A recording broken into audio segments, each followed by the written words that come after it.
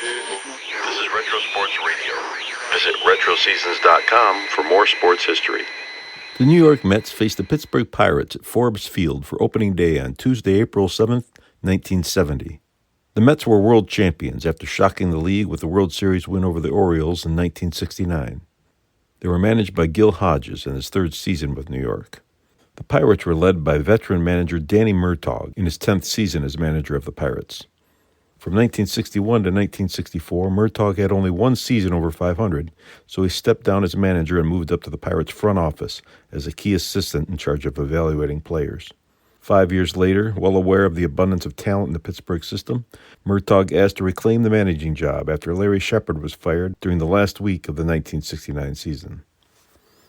This audio recording is from the New York radio broadcast featuring announcers Bob Murphy, Ralph Kiner, and Lindsey Nelson. Greeting you on an overcast day from Forbes Field in Pittsburgh with the opening of the 1970 season for the defending world champion New York Mets. Here at game time, the skies are overcast. It is a rather nippy 48 degrees. Not much of a breeze, not enough to be a factor in the ball game. The playing field slightly damp, but in pretty good condition. The starting pitchers of this opening day game for the New York Mets, the Cy Young Award winner, their ace right-hander, who last year won 25 and lost only 7, Tom Seaver. And on the mound for the Pittsburgh Pirates in today's opener, also their ace right-hander, a 16-game winner last season, right-hander Steve Blass. Our national anthem sung by Brenda Lee.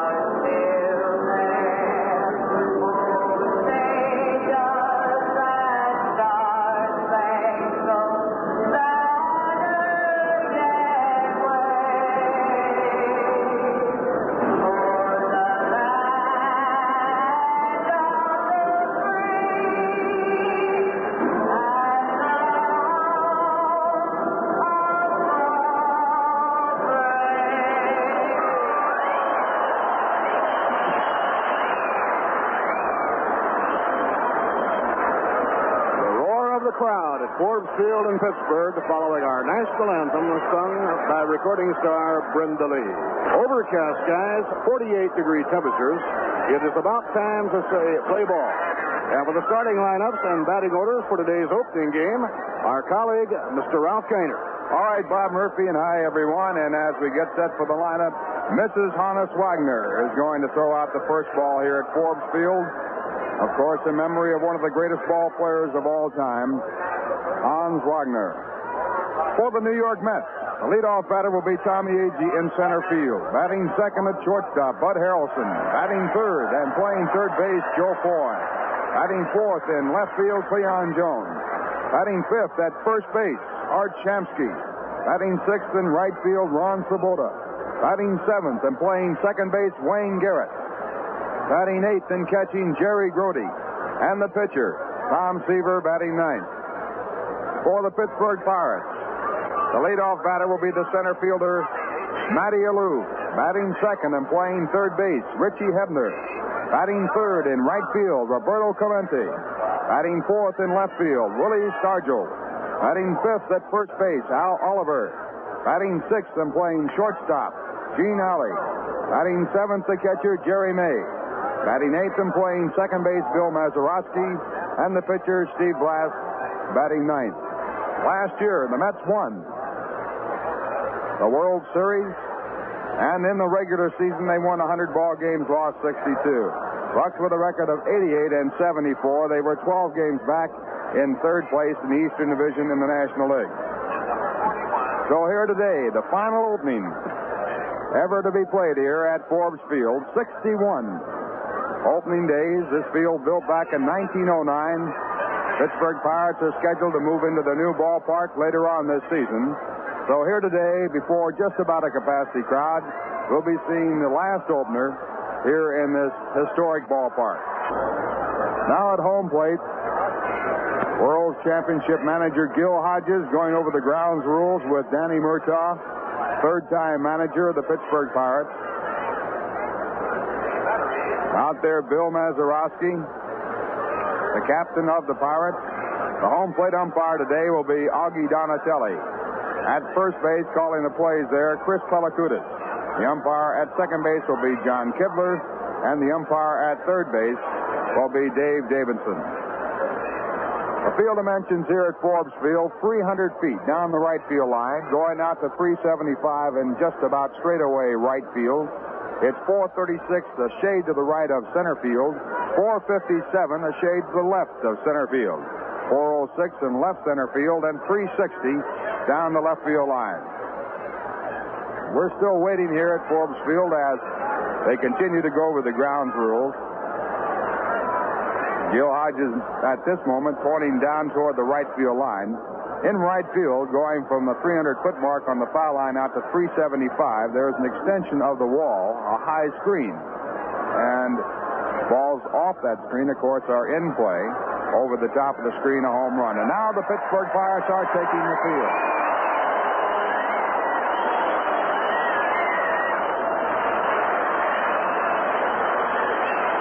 Pittsburgh Pirates have taken the field. Steve Blass going out to the mound. Pirates, after opening up here with the Mets today and their other scheduled game on Thursday night, will be moving on to Philadelphia. They'll be playing the Phillies in Philadelphia over the weekend, the 10th, 11th, and 12th. And then they come in to play the Mets on the 14th for the Mets home opener. Pirates are rated very highly this year by most experts. They have tremendous power, they have good speed, and they're hoping that Gene Alley and Bill Mazeroski, their double play combination at short and second, will have a comeback year. They feel that if those two can have a comeback year, they'll be a very strong ball club. They have a doubtful pitching setup, relying mainly on Steve Blass, Bob Moose, Doc Ellis, Bob Veal as their big men. Bob Moose currently is doing 2 weeks of service duty, so he will not be available for this series and will not be available against the Mets in New York. In the bullpen, they have acquired Twiggy Hartenstein. They figure on him, Bruce Dal Canton. And right now, Danny Murtaugh out talking with his catcher, Jerry May. Manny Sanguin was scheduled to start, but he has a slight injury, so Jerry May was picked as the opening day catcher. Mets are sitting back with their strong arm catcher, Jerry Grody.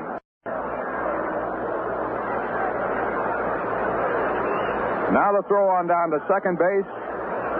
Bill Mazeroski with the throw over to Gene Alley, the shortstop, to Richie Hebner, the third baseman. And now the ball back to the mound to Jerry May. And Tommy Agee steps in the batter's box. And we're all set to start the 1970 season. And here for the play-by-play, Bob Murphy. Okay, Ralph. Tommy Agee leading off against right-hander Steve Blass. Tommy, as the leadoff batter for the New York Mets last year, led the team in runs batted in with 76. He led in the power departments with 26 home runs. Tommy hit .271 and was a tremendous contributor as the Mets won everything. A foul ball hit back upstairs, and the new season is underway. On the mound for the Pittsburgh Pirates, their ace right-hander, Steve Blass. Blass has a lifetime record against the New York Mets of 6 wins and 3 losses. Last year, he won 2 and lost 1. Now the right-hander's pitch, low and outside, 1 ball, 1 strike. In the defense for the Pittsburgh Pirates, Al Oliver is playing first. Captain Bill Mazeroski is at second. Gene Alley is the shortstop, and Richie Hebner is playing third. And a high fly ball sliced right down the right field line. Will it stay fair? It is foul. Back into the crowd, a foul ball. And Tommy Agee did not miss a home run by very much. Down the line is 300 feet to the screen. A ball over the screen is a home run. Against the screen, it is in play. In the outfield for the Pirates, and they certainly have one of the best outfields put together in many years, Willie Stargell, Matty Alou, the center fielder, and around and right, Roberto Clemente. Here's the pitch on the way to Tommy Agee. Foul. Back to the screen. No play.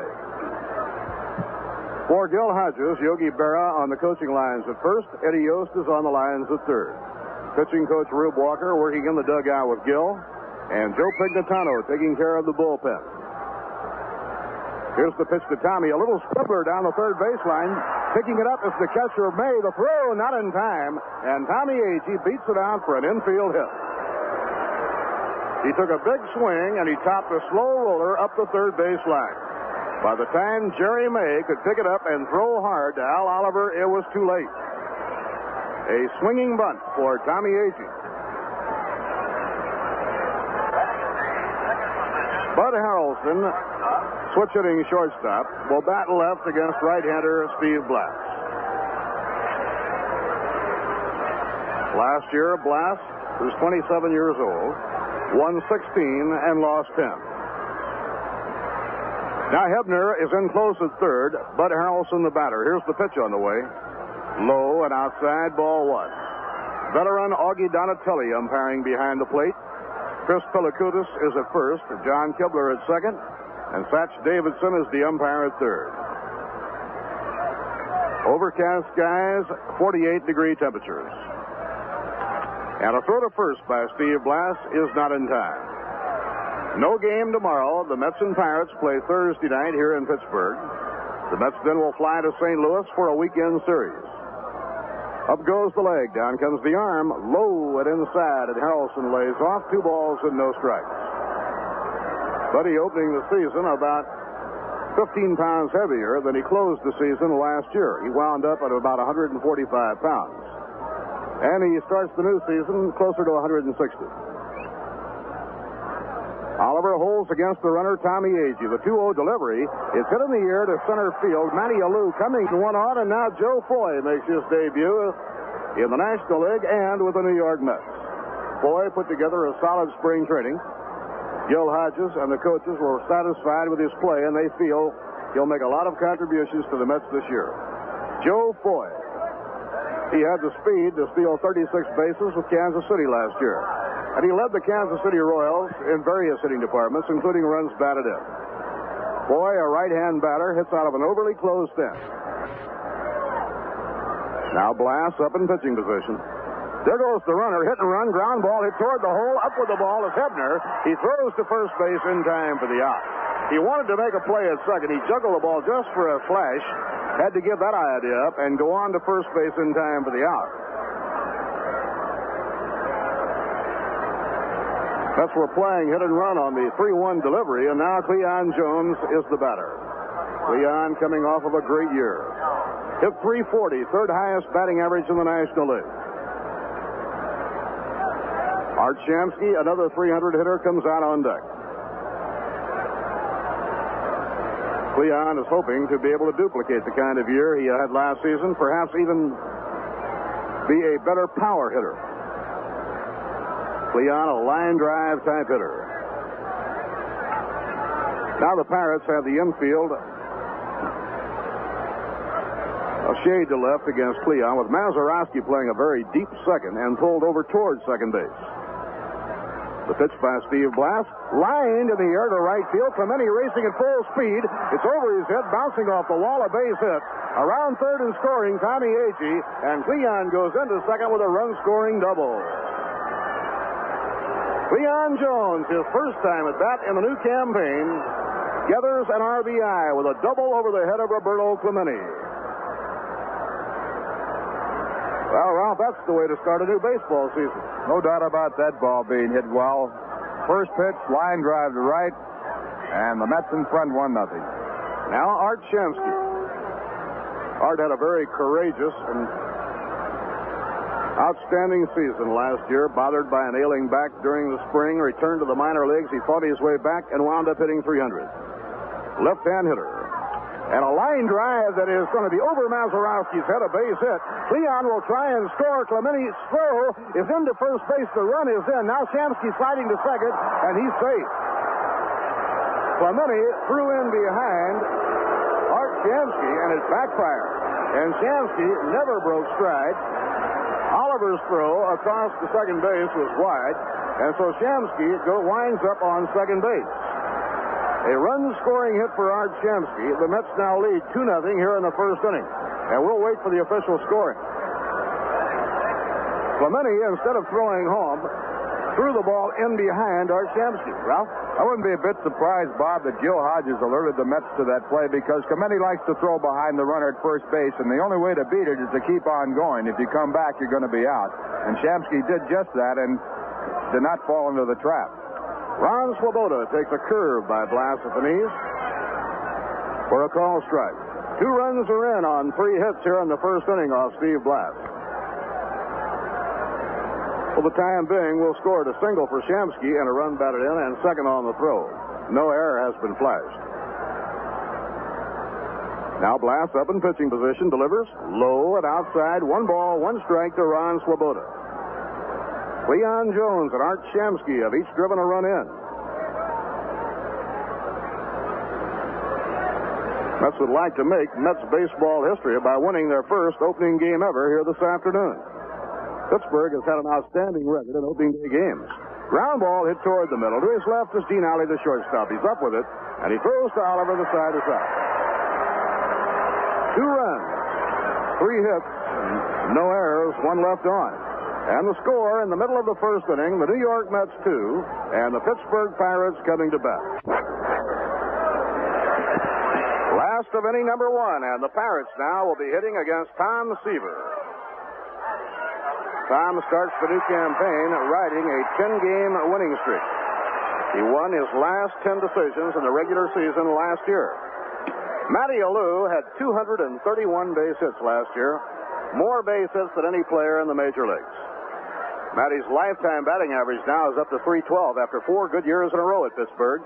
And Seaver's first delivery is low, ball 1. Jerry Grody behind the plate. In the infield, Art Shamsky is playing first. Wayne Garrett at second. Bud Harrelson is short. Joe Foy is at third. Inside and low, ball 2.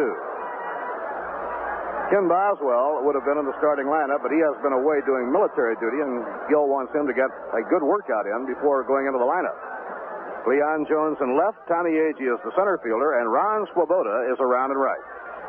Now Seaver out of his windup, the 2-0 delivery. Inside, ball 3. Last year against the Pirates, Tom Seaver won 3 and lost none. He has a lifetime record against Pittsburgh of 5 wins and 3 losses. And a strike on the outside corner to Matty Alou. It's 3-1. Matty does not walk very much for a leadoff batter. As a matter of fact, he had 698 official times at bat last year. The 3-0 delivery, call strike on the outside corner, 3-2. Their opener is underway in Philadelphia. The Cubs did not score in the first inning off Chris Short. Fouled, back upstairs, no play. In the game at Philadelphia, Ferguson Jenkins against Chris Short. The Astros are on the West Coast playing the Giants at Candlestick Park. The last report, Juan Marichal would not be able to start. Atlanta at San Diego tonight. Cincinnati at Dodger Stadium tonight. 3-2 delivery. Ground ball, base hit down the right field line, going into the corner. Ron Swoboda chasing the ball into the corner. Matty Alou will go into second base with a double.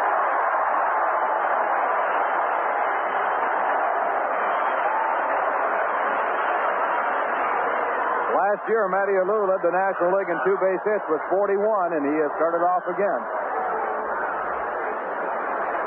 Matty Alou hitting a 3-2 pitch, a hard grounder between Shamsky and the line and down into the right field corner. Now, Richie Hebner is the batter for the Pittsburgh Pirates. Hebner coming off of a rookie season that saw him hit 300. He nailed down a 300 batting average on the final day of the season. Now Seaver up in pitching position. Delivers way inside, brushing Hebner back from the plate. New York in front, 2-0. Pirates sitting last of the first inning. Don Leppard on the coaching lines at first, Frank Osiak at third. Roberto Clemente, the on-deck batter. Now Seaver pitching from the stretch. Kicks the leg, delivers. Outside and high, ball two, is 2-0. Tom fell behind Matty Alou 3-0, worked the count to 3-2, and then Matty Alou doubled down the right field line. A near-capacity crowd at Forbes Field on opening day 1970. 1 week from today, the Mets open at Shea against the Pirates. Now Jerry Grody sets the target, and a foul tip off the mitt of Jerry Grody, and the count is 2 balls and a strike on third baseman Richie Hebner. The Pirates led the major leagues in team batting last season. They had a team batting average of .276. And with the return to form of Bill Mazeroski and Gene Alley, they figure to be even stronger. They had 3 rookies all come through. Richie Hebner, one of the 3. He's a left-hand batter.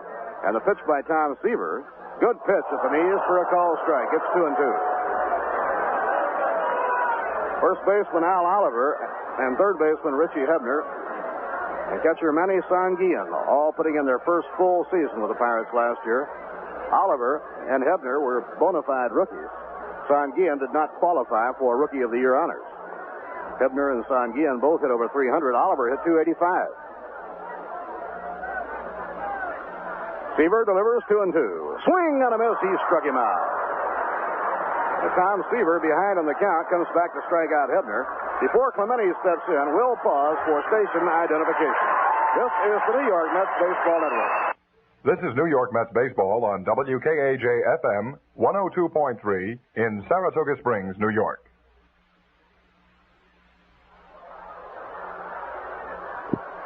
Bob Murphy with Ralph Kiner and Lindsey Nelson. The last of inning number 1 in Pittsburgh. The Mets lead the Pirates 2-0. And the 4-time National League batting champion, Roberto Clemente, is the hitter.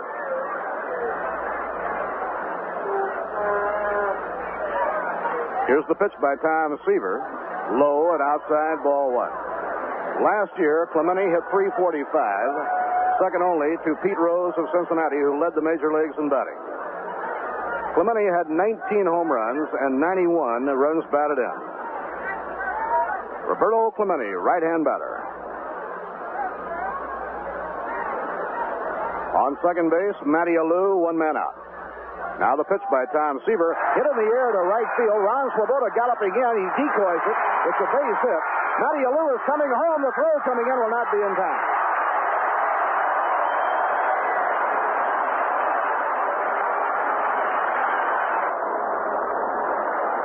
A run-scoring single to right by Roberto Clemente. Ron Swoboda tried to decoy Matty Alou, make him think that he could catch the ball, knowing that he couldn't. But Matty Alou did not fall into the trap. He rounded third and sped home. And now Willie Stargell is coming up. The Pirates have a run in on a double by Matty Alou and a single by Roberto Clemente. And heavy-hitting Willie Stargell is the batter. Stargell hit .307 last year with 29 home runs. And the pitch by Seaver, off outside, ball 1. Seaver led up on it.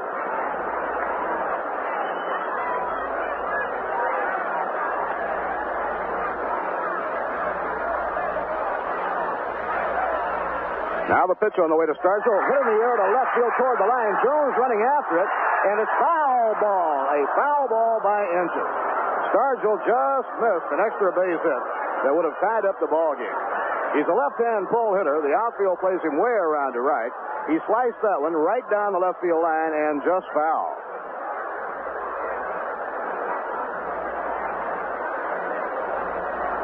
Stargell running it out, comes back to the batter's box.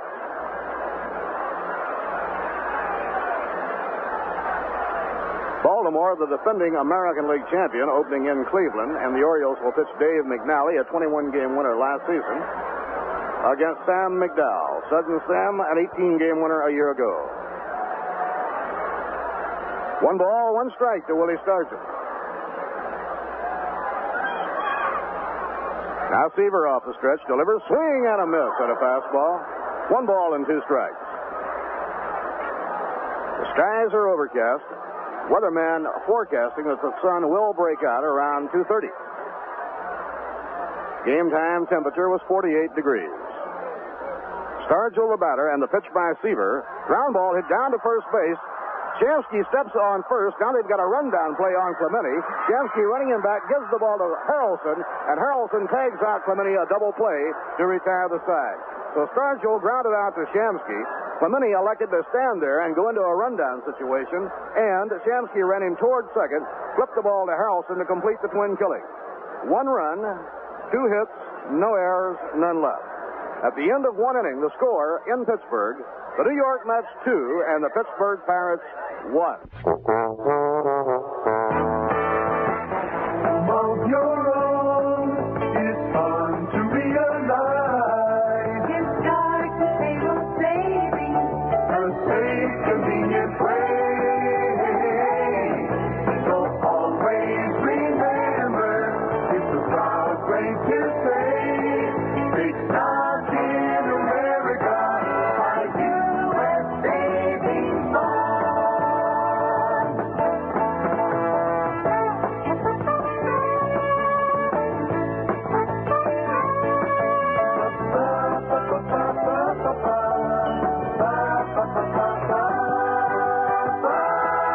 So always remember, it's a proud way to say, big stars in America, our U.S. savings bond.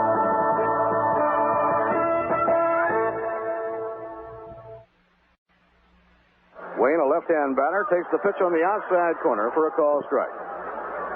Wayne can play second, short, or third. He has good hands, a good infielder. Wayne starting in place of Ken Boswell. Boswell had been away a few days doing his military reserve duty. Now a breaking ball in the dirt, 1 ball and 1 strike. Garrett had a good spring, and if you'll recall, late last year his hitting improved. He just improved all around as the year went along. He's a good-looking young ball player.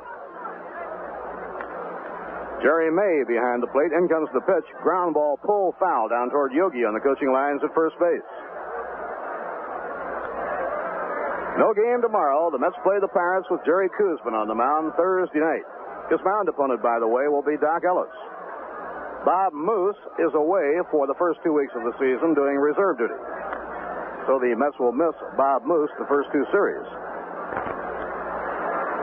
The wind-up by Blass. The pitch is swung and missed, strike 3. He got him with a fastball. For Blass, his first strikeout, and it brings up Jerry Grody.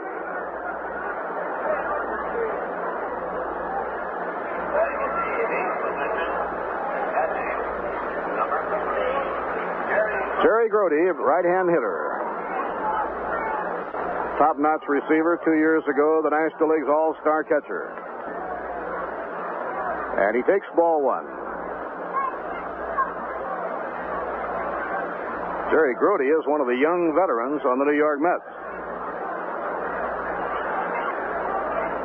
Now Blass into his windup, delivers, and a line drive towards second. Mazeroski takes it for the out. Hard hit line drive, but right to the second baseman. 2 outs and nobody on. It will bring up Tom Seaver.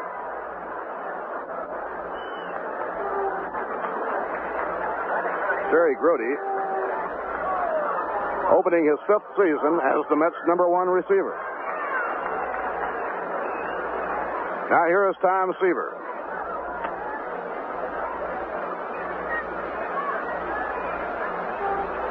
Play is being held up for a moment by John Kibler, the second base umpires. And they are calling a ball on the pitcher, Steve Blass, because he forgot and went to his mouth with his pitching fingers. I think that's what it was, but I'm not sure. It might have been something on the field, Ralph, that they had to get rid of. Evidently, Bob, underneath this broadcasting booth, there's a light that's shining in someone's eyes, and I guess that's what Augie was doing when he made that motion as though he had gone to his mouth. Now, a swing and a miss by Tom Seaver. Yes, that's what it was. Something in the stands that was reflecting caught the attention of the second base umpire, John Kibler, who stopped the game. Now Blass out of his windup. Here's the pitch to Tommy Seaver, and it's low. 1 ball, 1 strike.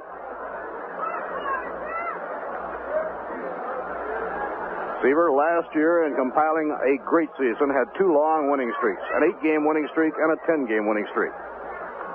Foul ball back upstairs, no play. The 10-game winning streak is still alive. He lost a game in the World Series, but in regular season play, Tom has won 10 straight. The Mets scored twice in the first inning on base hits by Tommy Agee, Cleon Jones, and Art Shamsky. Now a swing and a miss, strike 3. Seaver goes down swinging. No runs, no hits, no errors, and none left on.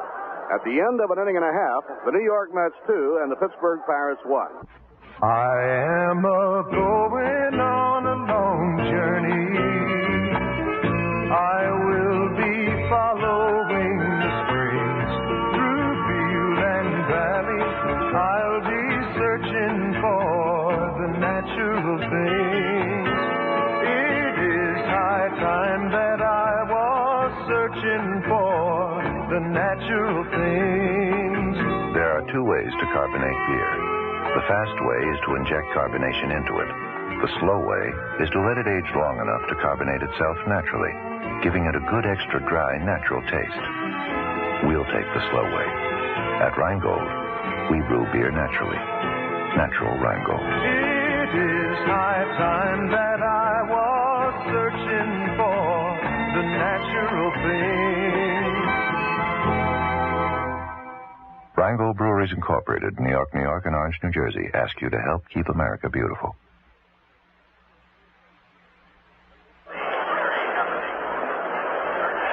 Last of the second inning.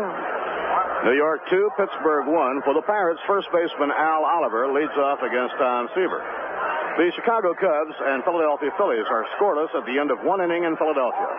Ferguson Jenkins pitching against Chris Short. This weekend, the Mets play in St. Louis. They have a Friday night game against the Cardinals, a Saturday afternoon game, and a Sunday afternoon game. And after the game on Sunday, the team will be flying back to New York. Next Monday night, the welcome home dinner will be held in the Grand Ballroom of the New York Hilton Hotel. Quite a springboard into the opening day at Shea on Tuesday, April 14th. The Mets playing the Pirates. Al Oliver, left-hand batter, facing Tom Seaver, and the pitch is outside, ball 1. As we mentioned, Oliver last season as a rookie hit .285. He had 17 home runs and 70 runs batted in. The 1-0 delivery, pulled foul down the right side, no play. 1 ball, 1 strike.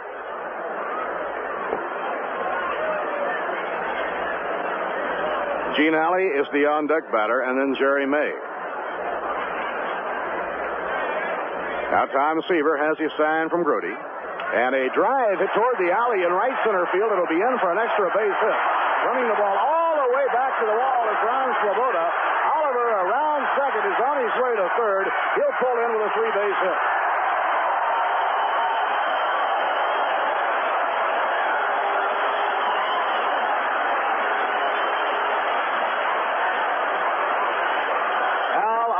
Hitting one perfectly between Ron Swoboda and Tommy Agee. That ball rolled out about 436 feet from home plate. A 3-base hit to right center by Oliver to lead off the last half of the second. Now Gene Alley will be stepping in. Alley missed a great deal last year because of a bad shoulder, but appears to be physically sound for this season. The infield back ready to concede a run. Here's the pitch. Low and outside. It almost got away from Jerry Grody. The Mets have the infield back at second and short, playing Shamsky and Foy even with the bag at first and third. The outfield deep and rather straight away. Alley, a slender right-hand batter waiting. And a fastball in for a strike. 1 ball, 1 strike. Each team now has collected 3 base hits. It appears as though it might be a day the hitters will take over. Now Seaver winds, and the pitch to Alley. Golfed foul, back upstairs, no play. Well, Bob, you know, this has always been sort of a hitter's ballpark. There has never been a no-hit, no-run game pitched in Forbes Field, and if they don't get one pitch pretty soon, there never will be. It's a tough game for a tough ballpark for home runs, but as you say, a good ballpark to hit in for base hits. The 1-2 delivery, swing and a miss, and Alley goes down swinging.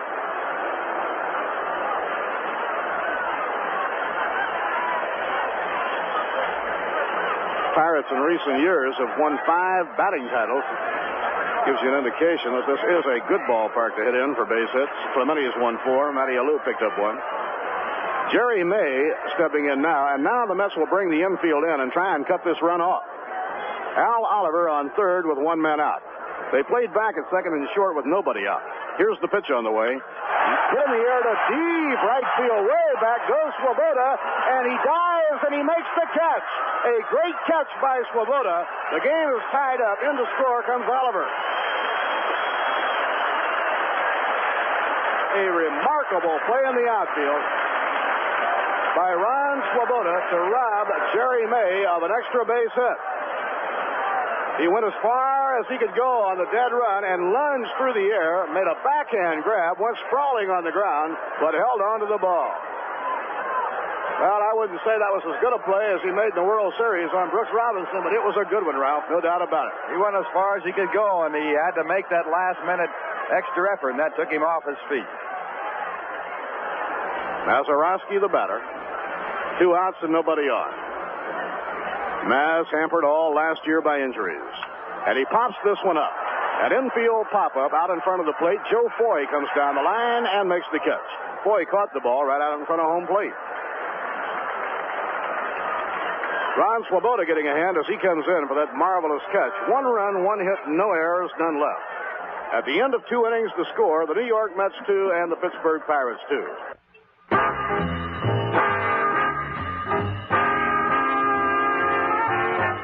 Well, Mets fans, we're into another season, and we hope a really great one for your ball club.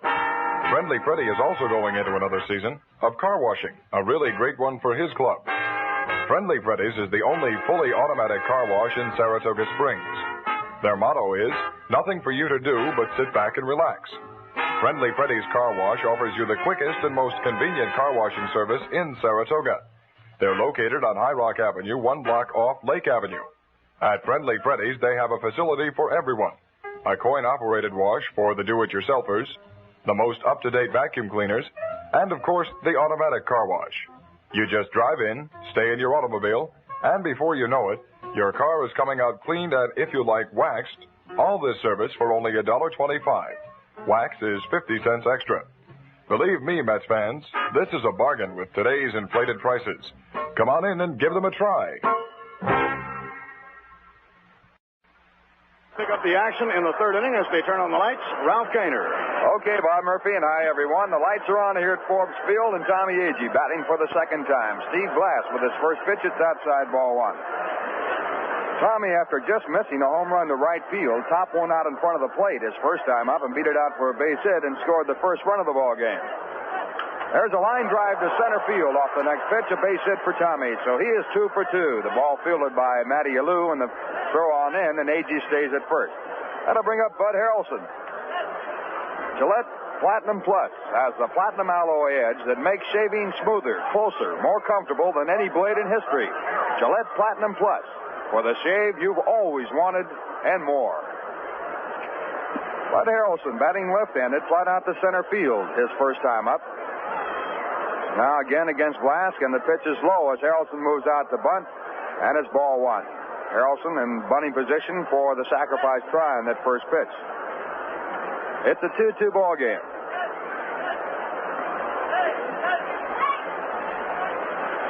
Agee at first base, not too big a lead. Now the pitch to Harrelson. It is taken inside. Harrelson gets out of the way, and on the pitch, Agee was running. It got away from the catcher. It'll be a stolen base. So Agee, who had 12 stolen bases last year, gets his first this year, and the Mets have a runner in scoring position. It's ball 2. Pitch was way inside. Harrelson almost got hit by it as he tried to get out of the way. It did. And it was off the glove of the catcher, Jerry May, rolled about 30 feet away. The pitch to Harrelson. Check swing, ground ball hit out toward third base, picked up by Hebner. The throw to first base is just in time, and on the play, Agee goes to third. Bud Harrelson was trying to get out of the way of the ball, and as he was pulling away, the ball hit the bat and went down toward third base, almost as though it were a perfect bunt. Harrelson had trouble getting started, or he would have beat the play at first base. And that brings up Joe Foy. Joe, on a hit-and-run play, was out third to first his first time up. It put Agee on at second base. He was running with the pitch and got to second, or he would have been forced there. And it set it up for the Mets to score the first run.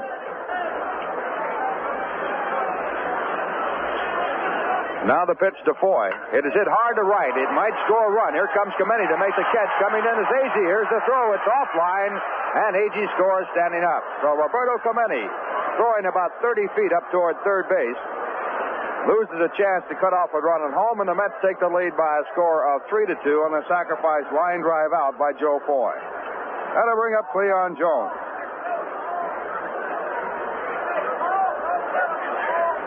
Cleon doubled the right field his first time up and drove in the first run of the season for the New York Mets. Mets leading by a score of 3-2, 2 men out.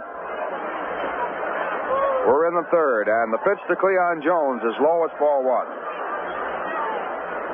Cleon's double on the first pitch that he saw this regular season was a line shot to right. Now a check in the swing, the pitch too low, it's ball two. 2 balls, no strikes.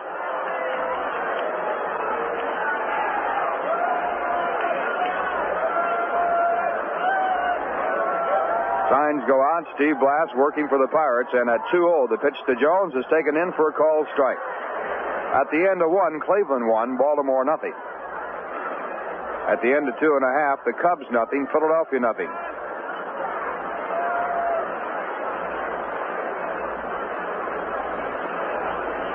And the 2-1 delivery.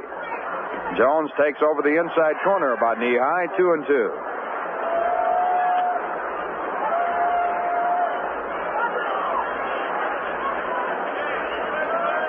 Mets have another ball game in this series with Pittsburgh. It'll be Thursday night.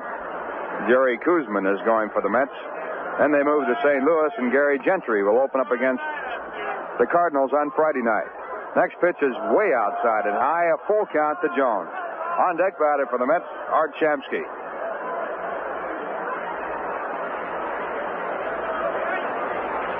Overcast skies, temperature game time 48 degrees in Pittsburgh.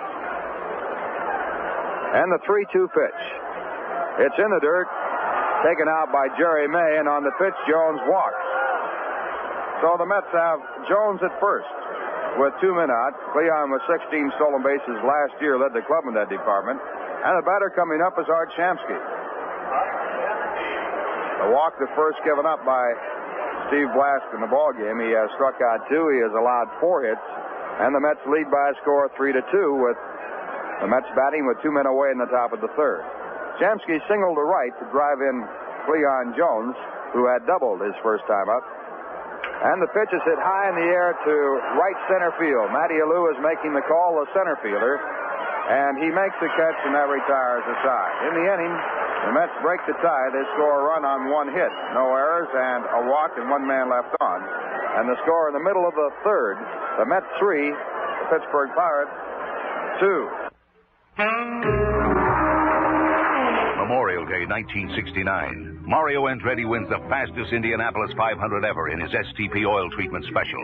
And this year, the STP racing team will be back, trying for a record-breaking 2 in a row. Andy Granatelli will see to that. STP is the racer's edge.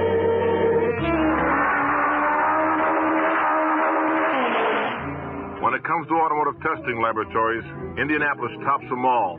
500 miles there is like 50,000 in your family car. So we'll be counting on STP oil treatment to give us the edge. STP is the racer's edge. Give your family car the same edge the world's greatest drivers get. Add STP to your oil and run racer sharp. STP is the racer's edge.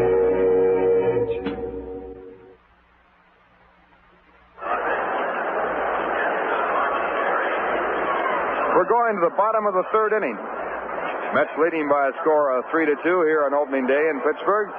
And the Pirates coming up against Tom Seaver for the third time. First batter will be the pitcher, Steve Blass. He'll be followed by Matty Alou and then Richie Hebner. Seaver has been reached for 2 runs on 3 hits. Tom, a 25-game winner last year, and the first pitch to Blass is swung on, strike 1. Augie Donatelli, the home plate umpire, the crew chief of this crew. Chris Pellicudis, the umpire at first base. John Kibler, the umpire at second. Dave Davidson, the umpire at third. 1 strike pitch, a called strike 2. For the ball game, Seaver was in the clubhouse and talking about things other than opening day. Next pitch is low in the count, 1 ball and 2 strikes. In fact, along with Joe Deere, the assistant trainer, we got to talking about a fellow named Chico Rodriguez. Now the pitch back, swung on and missed, and Seaver has struck out Steve Blass. Third strikeout for Tom in the ball game. That'll bring up Matty Alou. Alou doubled on a 3-2 pitch right down the right field line his first time up. He led the National League in doubles last year with 41. Had 231 base hits to lead the National League, batted .331. Had 1 home run, 48 runs batted in, and he fouls the first pitch away at strike 1. Matty Alou last year set a new National League mark for times at bat, official times at bat of 698, breaking an old record of 697 set by a Pittsburgh Pirate player, Woody Jensen. The 1 strike pitch. It is again fouled away, strike 2. Mets leading 3-2. As we were saying about Tom, we got talking about different ball players. Another ball player by the name of Chico Ruiz came up. And Don Hefner, who at one time was a manager for the Cincinnati Reds and a coach for the New York Mets, was his manager. And Hefner coached in the third base coaching box. Next pitch is low, and it's 1 ball and 2 strikes. And he always had a saying that if you didn't do well, you yell in and say, "You can do better than that." And it was a pet expression of his, which he used all the time. Pitch back is hit foul into the stands on the third base side, so the count stays at 1-2. Ruiz was at bat playing for Don Hefner at San Diego, and he swung and missed the 2 pitches. And Don Hefner yelled in from the third base coaching box, "You can do better than that." And Ruiz called time and walked down to Don Hefner and said, "No, I can't." Now the 1-2 pitch. Grounded toward the shortstop. Harrelson will have to hurry. The long throw in time for the out. Alou gets down that line in a hurry, and Harrelson fielded that ball from a deep shortstop position. That'll bring up Richie Hebner, but first we pause for station identification. This is the New York Mets Baseball Network. This is New York Mets Baseball on WKAJ-FM 102.3 in Saratoga Springs, New York. Bob Murphy and Lindsey Nelson from Forbes Field in Pittsburgh. The Mets leading 3-2. 2 men away, bottom of the third, and the first pitch to Richie Hebner is fouled off at strike 1. Hebner was struck out on a curveball his first time up.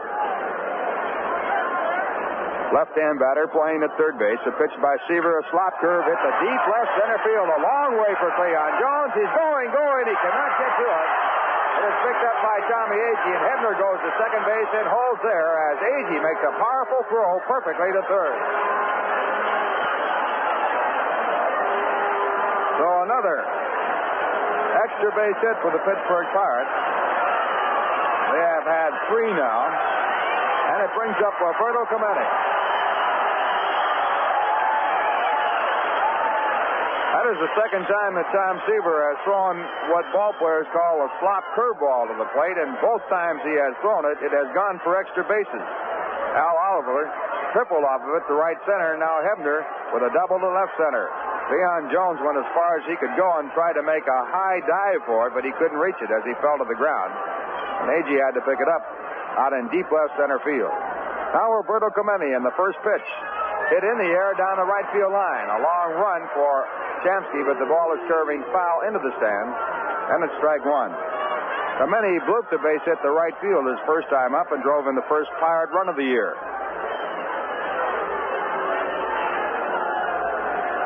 Hits are all even at 4 apiece. The Mets leading by a score of 3-2. The Pirates with the time run at second base and a 1-strike count of Roberto Clemente. Speaking of extra base hits, Clemente led the National League in triples last year. He had 12. Now 1 strike. Seaver checks at second, comes back. And the pitch is just outside. A hard slider. It's 1-1.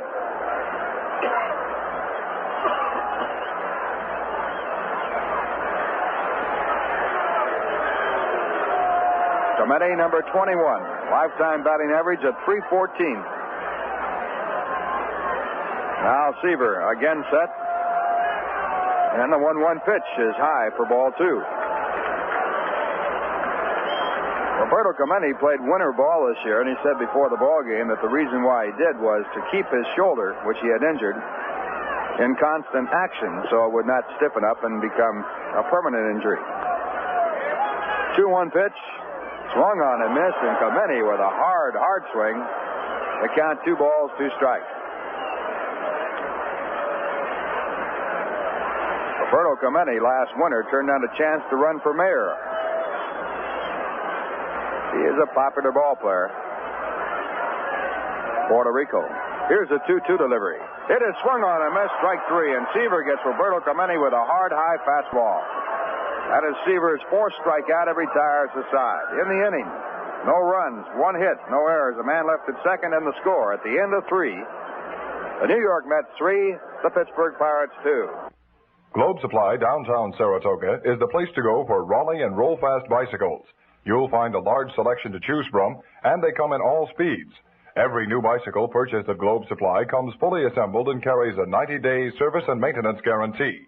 You can also have your bike repaired by experienced mechanics at Globe. For all your bicycle accessories and parts for English or American bikes, shop Globe Supply, downtown Saratoga, open daily from 8:30 a.m. to 6 p.m. Friday night until 9 p.m. John Hancock introduces Rich Man coverage for the not yet rich. A life insurance package with an initial benefit of $100,000. Very good for the ego, and you can afford it. If you're 24, you may have to pay about $38 a month. Ask Ben Yanklowitz about Rich Man coverage, $100,000 worth of life insurance that'll make you feel like a million. Call Ben, 783-5571, or write Ben Yank, Box J, Latham, New York, 12110 for more details. John Hancock, huh?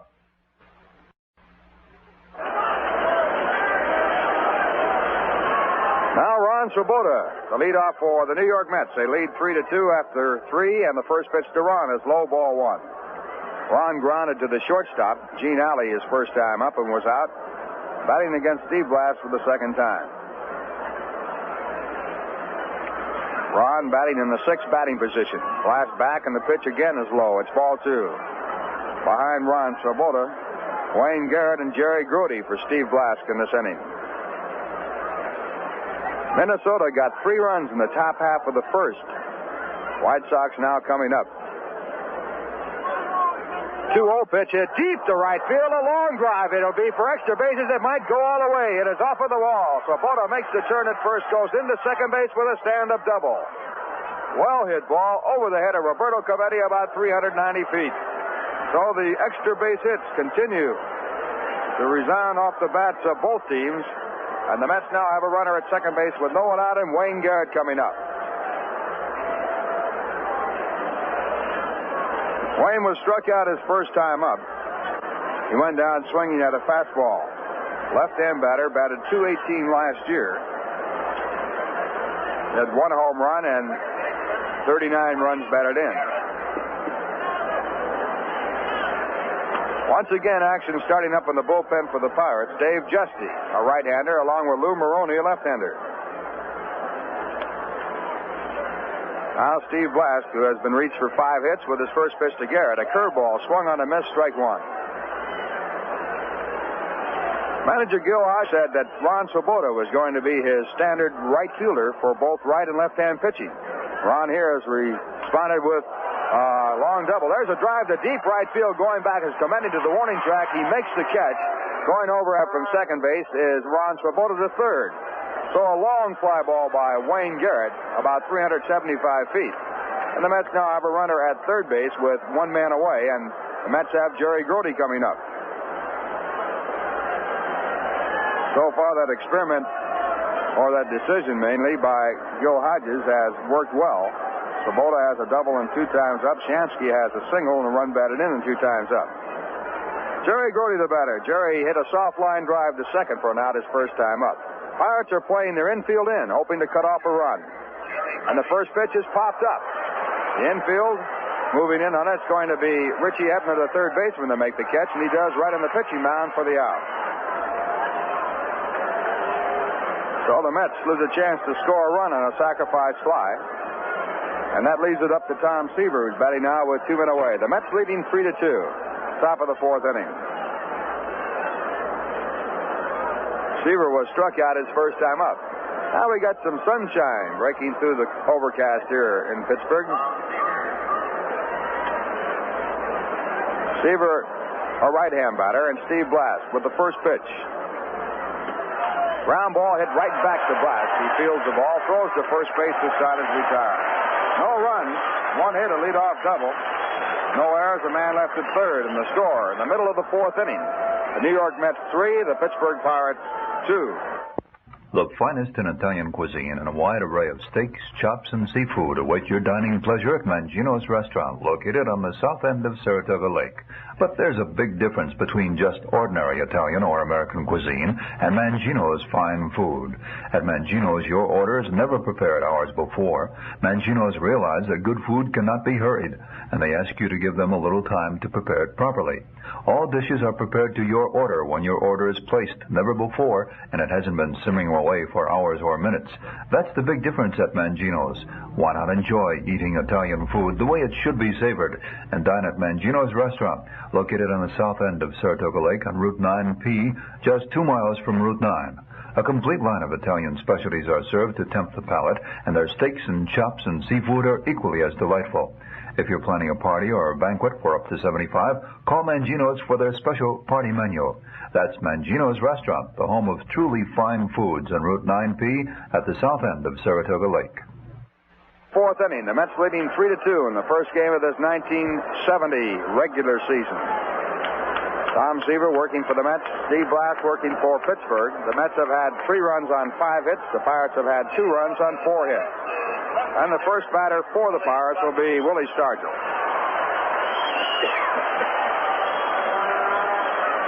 Willie hit into a double play his first time up, grounding to Art Shamsky, who stepped on the bag, and then Roberto Clemente, who was on first, was worked out on a rundown play. Now a high fly ball hit to right field. Ron Swoboda ambling in, gets under the ball and makes the catch. So Stargell pops up a slow curveball, and it's 1 away. Al Oliver will now come up. Oliver tripled to right center field off a curveball his first time up and scored the second Pirate run when he was driven in on a sacrifice fly by Jerry May. Oliver, a left-hand batter, a .285 hitter last year.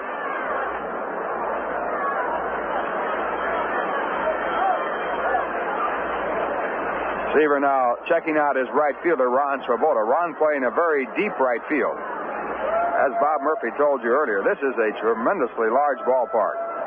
Now the first pitch, and it's ball 1. This probably is the largest ballpark in area for playing area in the major league. I don't believe anybody's ever thoroughly checked it out, but it would just about have to be. Next pitch is low, and it's ball 2. 2 balls, no strikes.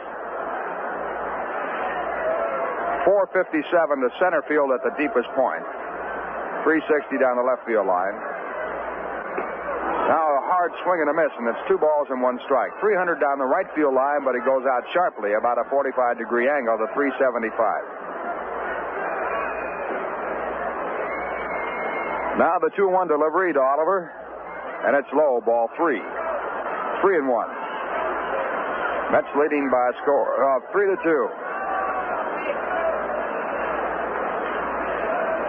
Baltimore got a run in the top of the second. They have tied up Cleveland 1-1.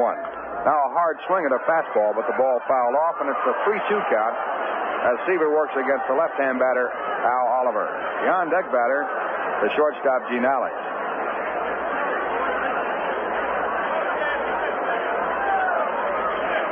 Now Seaver with his 3-2 pitch. And it's popped up on the third base side. Joe Foy has room in foul territory to get to it. He is under it, and he makes the catch. Bob Murphy, there's an airplane. In fact, two of them flying over with a streaming banner behind. One of them has something to do with Plymouth. But, you know, one day I was playing ball here, and they came by with an airplane pulling the banner and said, hit one up here, Kiner. Did you do it? I missed it by about 2 feet. Well, I think you should have had at least one practice swing. Now the batter is Gene Alley, and a curveball is high and inside. Alley has to spin away to keep him getting hit. It's ball one.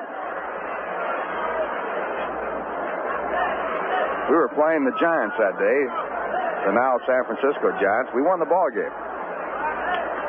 Now the pitch hit high in the air in foul territory, but the ball is going out of play.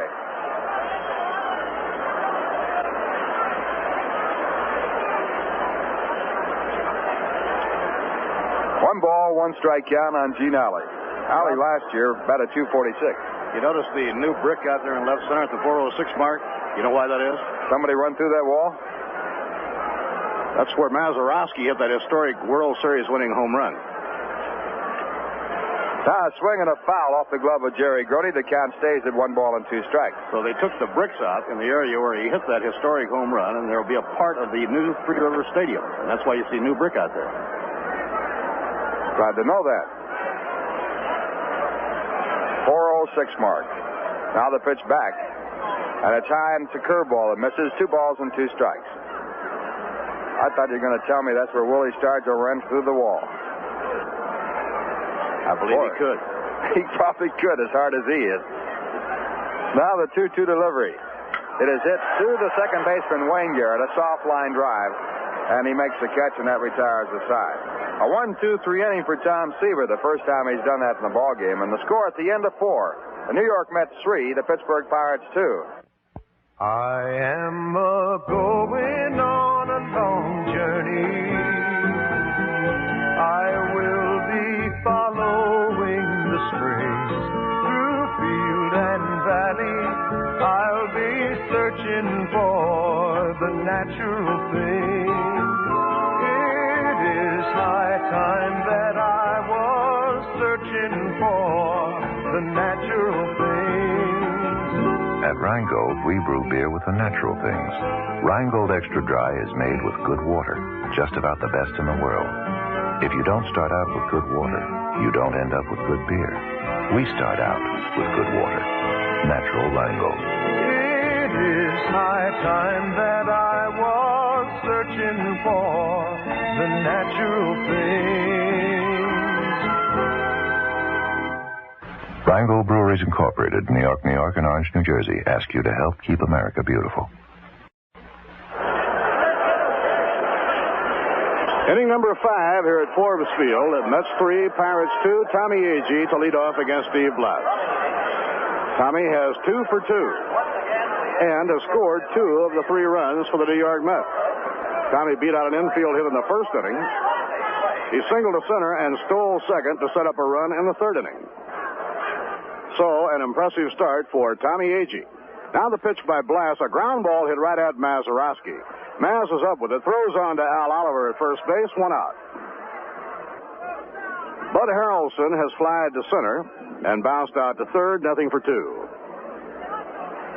J.C. Martin is in the opening day lineup for the Chicago Cubs, catching Ferguson Jenkins in Philadelphia, which would indicate that Randy Hundley is not yet physically ready to play. Taken high by Bud Harrelson, ball 1. Phillies lead Chicago 1-0 at the end of 4 with Ferguson Jenkins pitching against Chris Short. And a slow ground ball off the mound, Steve Blass. He underhands the throw to Oliver, 2 down. So 2 men quickly set aside by Steve Blass, and it will bring up Joe Foy. Joe has bounced out to third and driven a run in with a sacrifice fly. His sacrifice fly in the third inning put New York back into the lead, 3-2.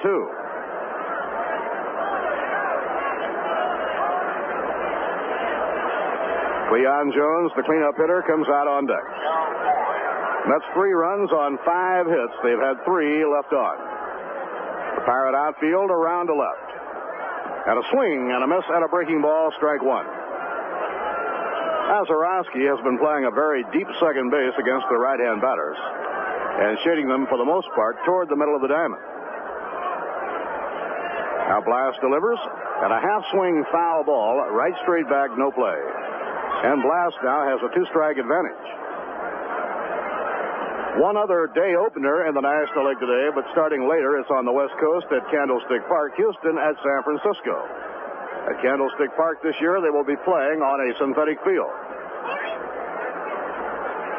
The 2-strike delivery, high and inside. 1 ball, 2 strikes to Joe Foy. No game tomorrow. The Mets and Pirates Thursday night. Jerry Koosman pitching against Doc Ellis. Pitching 1-2. And a change-up breaking ball that's inside, almost a blooper curve. And the count is 2 balls and 2 strikes.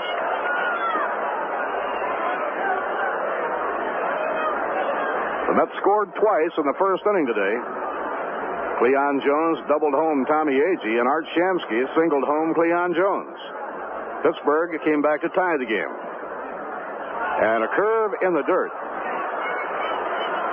That ball got away from Steve Blass. It struck the dirt far out in front of the plate, and now we have a full count, 3-2. Pittsburgh tied the game, getting 1 run in the first inning as Roberto Clemente singled home Matty Alou.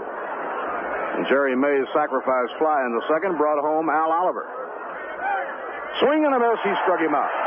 On 3-2, Blass fans Joe Foy. For Steve Blass, his 3rd strikeout. No runs, no hits, no errors, and none left on. So we've come halfway at the end of 4 1/2 innings to score the New York Mets 3 and the Pittsburgh Pirates 2. Having a problem in deciding where to take your group on its next outing? If so, let the Mets Group Sales Department solve it for you. This department is manned by experts in handling both men's and women's groups. These same specialists encourage community and civic organizations, social and fraternal clubs, youth, family, and athletic groups to take in a Mets ball game and enjoy a day at Shea. In addition to providing group ticket sales for a ball game, our representatives will be happy to furnish you with all the details of the beautiful restaurants at Shea Stadium, which are available for parties, large or small, up to 700 persons. For groups of 100 or more, recognition will be given to your organization on the changeable message scoreboard here at Shea. You can easily obtain additional information simply by writing to Group Sales Manager, Shea Stadium, Flushing, New York, 11368. Or, if you like, telephone 212-672-3000. The representative handling your area will be more than happy to personally speak before your men's or women's group, large or small, and explain all the details. Call or write today and enjoy a day at Shea.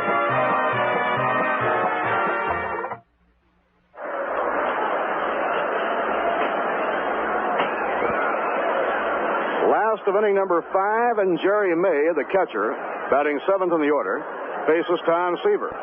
He drove in a run in the second with a long fly ball to right center, and Swoboda made a remarkable catch to rob him of an extra base hit. The pitch by Seaver is low inside, ball 1.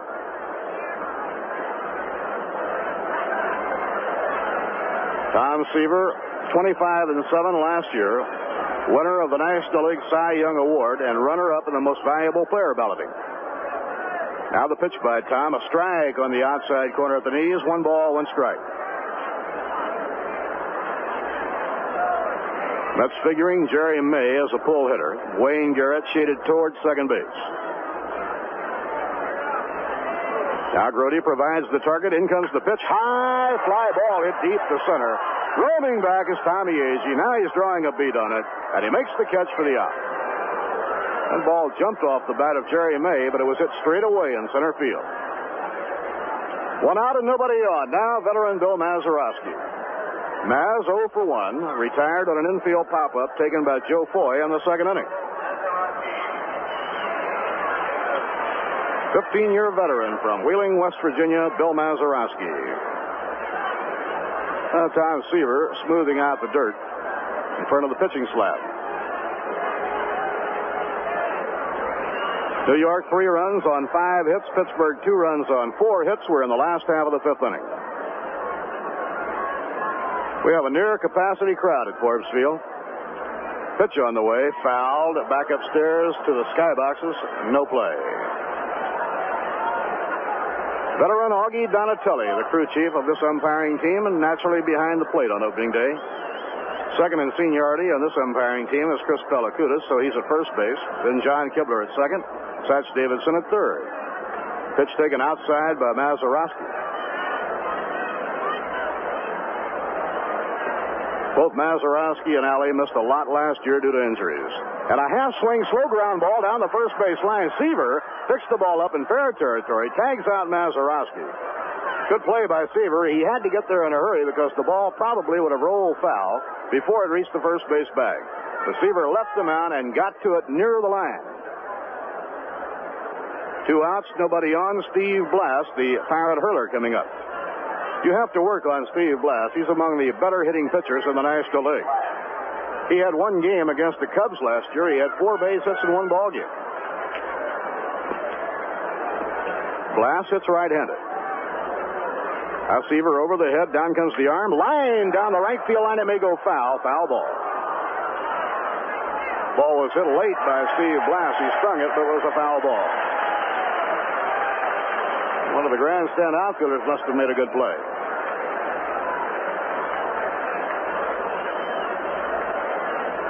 Temperature about 50 degrees here on opening day. It has been overcast. The overcast just now starting to break up. And he tries to bunt his way on. The pitch is strike 2. He offered at it, says Augie Donatelli. Blass ran up on that one. He was going to try and push a bunt beyond the pitcher's reach on the right side of the infield. Now Seaver with a 2-strike count on Steve Blass.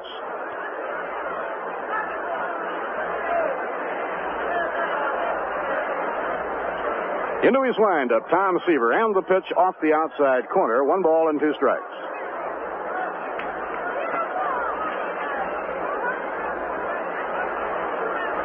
The Orioles and the Indians are tied 1-1 at the end of 3.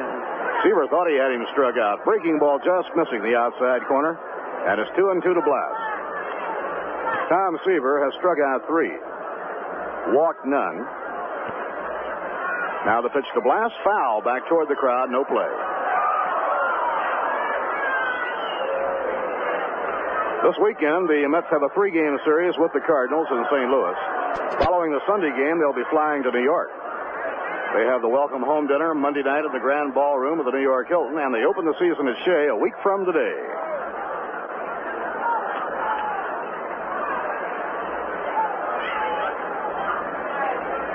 Pitching 2-2. And a slow ground ball back to the mound. An easy play for Seaver. He throws on to first. The side is out. Well, Tom Seaver has settled now to retire 7 in a row. No runs, no hits, no errors, none left on. At the end of 5, the New York Mets 3, the Pittsburgh Pirates 2. If you're shopping around for a new car, and you certainly have a wonderful selection to choose from this year, wouldn't it be nice to know you have the cash to pay for it?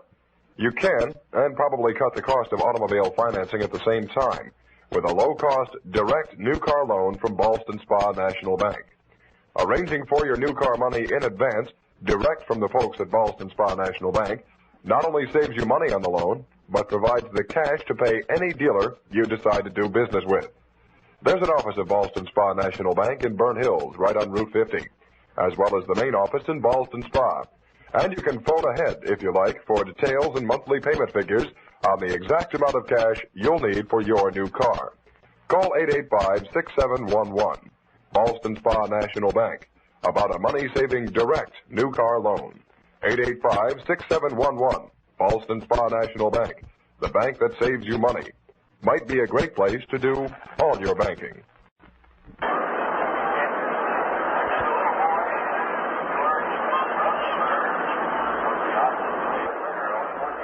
Now Cleon Jones. Cleon doubled a run in the first inning, and he reached on a walk in the third inning. The lights are on. And we go to the 6th inning as Blass picks up his sign from Jerry May. Here's the pitch on the way, and it's over. Strike 1 call. Cleon's double was well hit to right field over the head of Roberto Clemente, and it brought home Tommy Agee.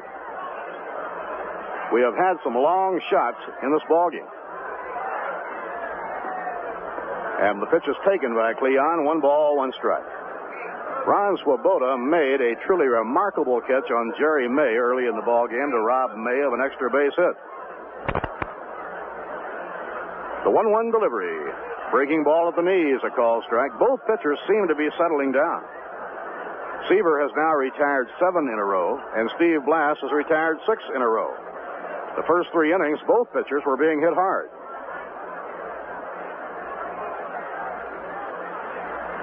Blass with a count of 1 ball, 2 strikes. Here's the pitch. And a curve in the dirt out in front of the plate.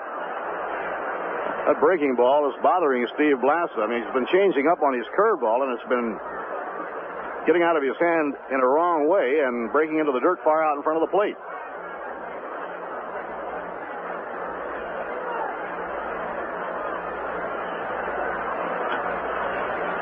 The 2-2 delivery, and it's over. Strike 3 call. Cleon is caught looking. The 4th strikeout now for Steve Blass, and Blass is now set down 7 straight, and it brings up Art Shamsky. You know, the only thing that's going to impress you about a White Owl cigar is how it tastes compared to other cigars. To really appreciate a White Owl cigar, you have to smoke their cigar.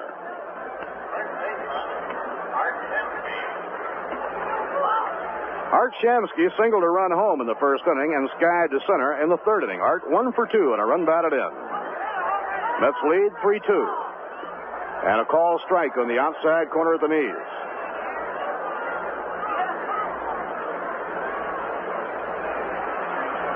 Ron Swoboda will be hitting next. Jerry May setting up the target. Line down the left field line. It may go foul. Let's see. Fair ball just inside the line. Shamsky around first is on his way to second, and he goes in standing up with an opposite field double. Well hit drive by Shamsky into the left field corner. A 2-base hit. That is base hit number 6 for the New York Mets, and 3 of the 6 have been for extra bases. Ron Swoboda stepping in. Ron doubled leading off the 4th inning, but was left stranded on 3rd. He also has made a great play in the game in the field.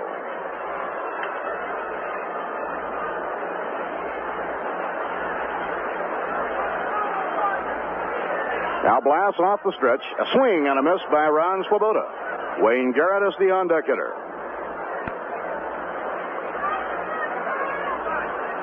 These are the 2 teams many of the baseball experts figure will battle for the Eastern Division crown.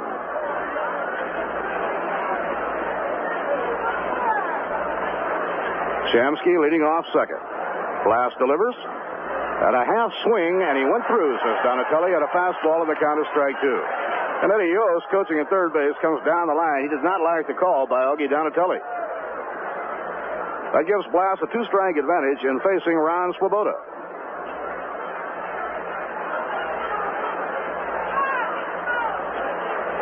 Now Blass checks the runner at second, delivers. Low and outside on a breaking ball. Dave Justy warming up again in the Pittsburgh Pirate bullpen, along with left-hander Lou Maroney. Mets have some fans here today. Some youngsters came all the way from New York to be here for the opening day game. Pitching 1-2. Strike 3 call. Swoboda is caught looking. Right here we pause for station identification. This is the New York Mets Baseball Network. This is your New York Mets baseball station in Saratoga Springs, New York. WKAJ-FM 102.3 on your dial.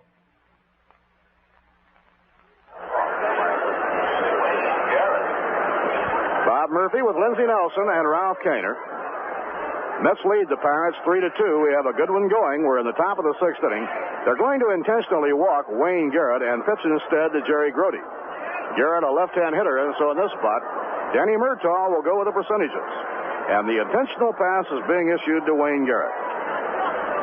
Jerry Grody has lined out to the second baseman and popped to third. So Jerry is 0 for 2.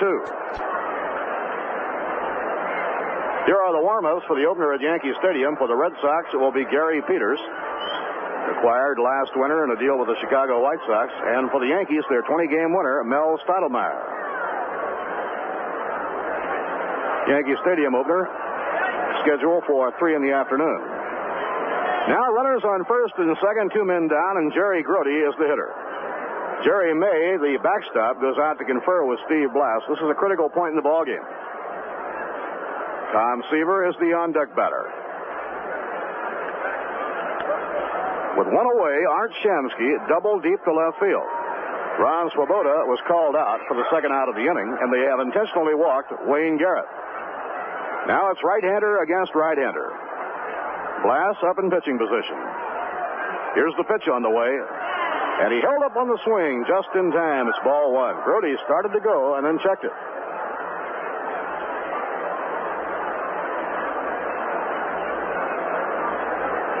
Art Shamsky leads off second. Wayne Garrett leading off first. Steve Blass delivers, and a ground ball hit the shortstop. Gene Alley comes up with it, throws to Mazeroski. Force play to retire the side. No runs, 1 hit, no errors, and 2 left on. Now at the end of 5 1/2 innings, the New York Mets 3 and the Pittsburgh Pirates 2. For the Pittsburgh Pirates, Matty Alou leads off in the last of the 6th inning against Tom Seaver.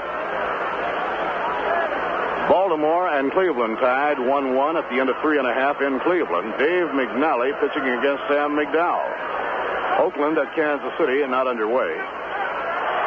The California Angels and Milwaukee Brewers. California 1, Milwaukee nothing at the end of an inning and a half. Andy Messersmith against Lou Krause. And Detroit plays at Washington tonight. We are being held up for a moment while the ground crew does a little work on the warning track out in right field. In the National League, Philadelphia 1, Chicago nothing. They're going to the 6th inning at Connie Mack Stadium with Ferguson Jenkins pitching against Chris Short. Matty Alou has doubled and scored a run and bounced out to Short. 1 for 2. Seaver into his windup. The pitch to Matty. Inside and low, it's ball 1. Top of the order for the Pirates in the last of the 6th inning. Matty Alou, Richie Hebner, and Roberto Clemente. Now Seaver delivers, and Alou takes a look. It goes outside. 2 balls and no strikes. Matty Alou had 231 hits last year. Most prolific hit maker in Major League Baseball. Line to right center field. Agee going after it. Can't get it. And the ball is rolling all the way back to the center field fence. Matty Alou is around second. The relay throw by Wayne Garrett, the third. The head first slide. He's safe.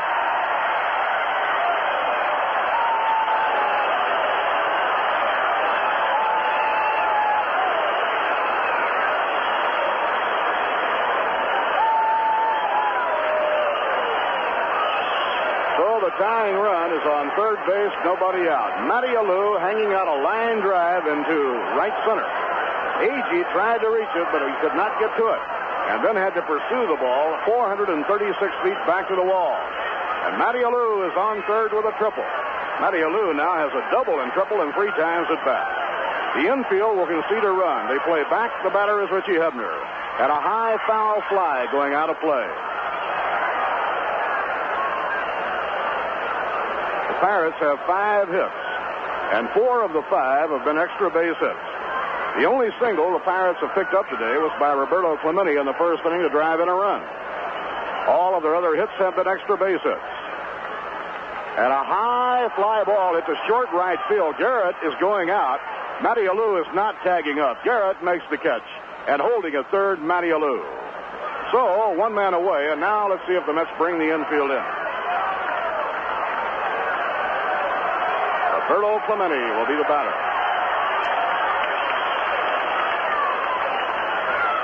Clemente singled a run in the 1st inning. And Tom Seaver struck him out with a runner in scoring position in the 3rd inning.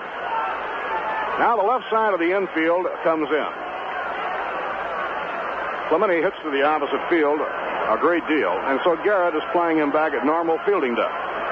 The other 3 infielders are in. Tom Seaver using the full windup, and the pitch to Roberto. It's over, strike 1 call.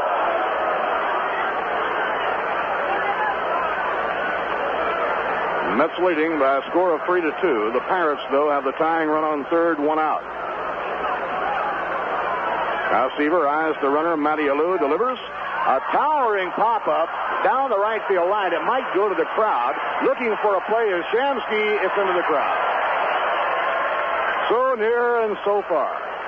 Art Shamsky pinned himself up against the field box railing, tried to reach over and grab it, but it was just out of his reach. Now Tom Seaver has a 2-strike count on Roberto Clemente. Seaver has walked none, struck out 4, allowed 2 runs, given up 5 base hits. The sun breaks through the overcast, and Tom McKenna, the trainer of the New York Mets, brings the sunglasses out. They also take the glasses to Cleon Jones in left field. Sunglasses brought out to Joe Foy and to Cleon Jones. The angle of the sun has the sun right in the eyes of the third baseman and the left fielder. Now the Mets dugout trying to get the attention of Ron Swoboda, and they move Swoboda closer to the right field line. The windup by Seaver. Here's the pitch. Ground ball hit hard. A base hit to left field. The game is tied as Matty Alou comes home. Clemente with his second run batted in. Well, Roberto Clemente picking up where he left off. Now has 2 for 3 and 2 runs batted in. He hit a hard ground ball through the hole in the left field. The game is tied 3-3, and the batter is Willie Stargell. Stargell has bounced to first and flied to right, nothing for 2. Mets have the infield looking for 2. Now the pitch. Curve hit on the ground to second base. Wayne Garrett charging in. Throws to second. Force play on Clemente. Ball hit slowly. 1 was all they could hope for, and they got the lead runner, Roberto Clemente. Wayne Garrett to Bud Harrelson. So with 2 men away, the first baseman, Al Oliver, comes up. He hit a long triple to right center in the second and later scored, and he fouled out to Joe Foy in the 4th inning. The Pirates have 3 runs on 6 hits, and 4 of their 6 hits have been extra base hits. The Mets have 6 base hits, and 3 of their 6 have been extra base hits. Now Seaver checks the runner, Willie Stargell. And the pitch on the way. Fastball at the knees, strike 1 call. No game tomorrow, the concluding game of this 2-game series, Thursday night. Art Shamsky holding against the runner. And Seaver's pitch, lined hard to deep left field. Back goes Cleon Jones, and he makes the catch. The side is out. A long drive to the opposite field, taken by Cleon. The Pirates tie the game, scoring 1 run on 2 hits, no errors, and 1 left on. At the end of 6, the score, the New York Mets 3 and the Pittsburgh Pirates 3.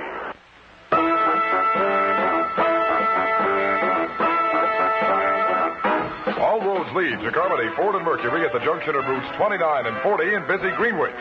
Come to Carmody Carland and see their big selection of Fords in stock. You'll find Torinos, Mustangs, Thunderbirds, Falcons, and the new Maverick in dozens of different body styles. Remember, you can't say Carmody without saying car. And for the best deal on a car, see Bill Rowe, Joe Zostak, or Jack Carmody. A good bunch of guys to do business with at Carmody Ford. Before you buy, check the Carmody deal. You'll like doing business at Carmody. Their overhead is low, and at Carmody Ford, everybody works to serve their customers. There are no padded payrolls. Every dollar you pay goes into automobile value. Take the pleasant drive to Greenwich. It's only minutes to Carmody, your country Ford dealer. For the best deal on a car, see the men at Carmody Ford and Mercury. You can't say Carmody without saying car, and the best deal on a car is at Carmody Ford and Mercury at the junction of routes 29 and 40 in busy Greenwich. With the score tied 3-3, we go to the 7th inning now, and Tom Seaver is up to lead off for the Mets. Seaver has struck out and grounded out in his 2 previous appearances at the plate today. He's a right-hand batter facing right-hand pitcher Steve Blass. Blass was a 16-game winner last year for the Pittsburgh Pirates. The pitch is high for a ball. Blass makes his home in Canaan, Connecticut. Seaver makes his home in Greenwich, Connecticut. Pitch is in for a called strike, and it's 1-1. Tommy Agee is waiting on deck now for the New York Mets. The Mets had a 2-run lead. The Pirates came back to tie it at 2-2. The Mets had a 1-run lead. The Pirates came back to tie it at 3-3. There's a delivery swung on and missed. It's 1-2. Seaver trying to chop that ball to the right side. Mazeroski is playing him on the rim of the outfield grass at second base. Lights have been on here since the 3rd inning at Forbes Field. Now the pitch Swung on and missed, and Blass gets his 6th strikeout of the day. One Met out in the 7th, and Tommy Agee is coming up. Joe Gibbon and Twiggy Hartenstein are throwing in the bullpen now for the Pittsburgh Pirates. Left-hander Joe Gibbon. Slight right-hander Twiggy Hartenstein. Agee is 2 for 3, and here's a pitch foul back out of play. Agee singled and later scored in the 1st inning. Singled, stole a base, and later scored in the 3rd inning. Grounded out 2nd to 1st in the 5th inning.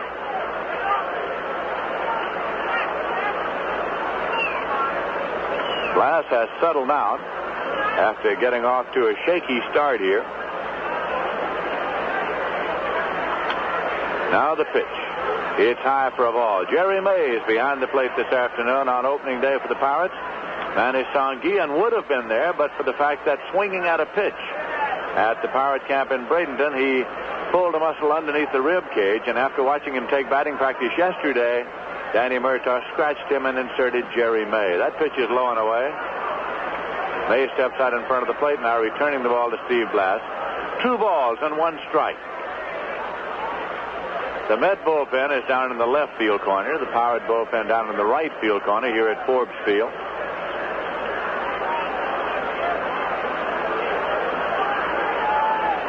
This will be a 2-1 delivery. Steve Blass offers, and it's swung on and fouled off the ankle of Tommy Agee. So the count goes to 2 balls and 2 strikes.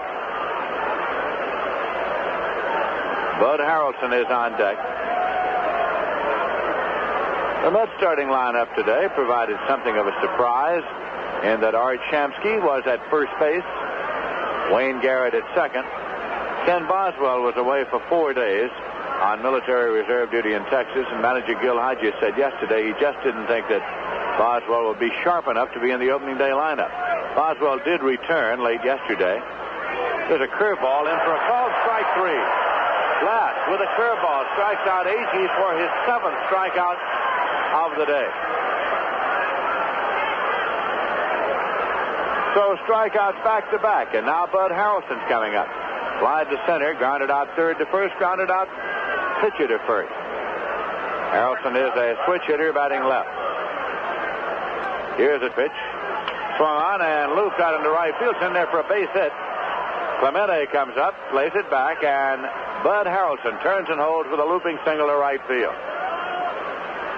It comes with 2 men out here in the top of the 7th and brings up Joe Foy. Foy grounded out, had a sacrifice fly to right to drive in a run, and struck out swinging.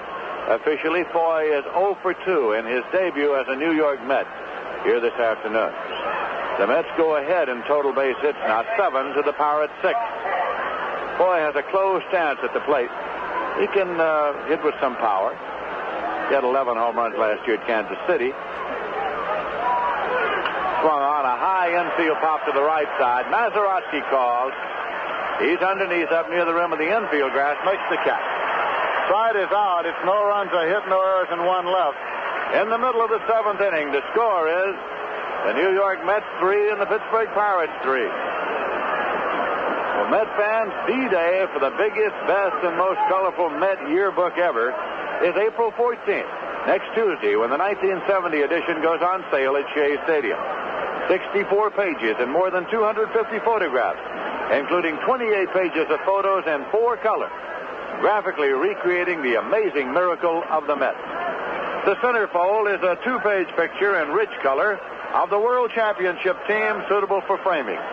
In addition to the career records of every player, the 1970 blockbuster edition includes a 4-page World Series section portraying the drama of the classic, climaxed by a full page of the tumultuous celebration scenes in the triumphant clubhouse. All this and more, much more than any yearbook ever had, makes its debut April 14th. It can be purchased at Shea Stadium for 75 cents.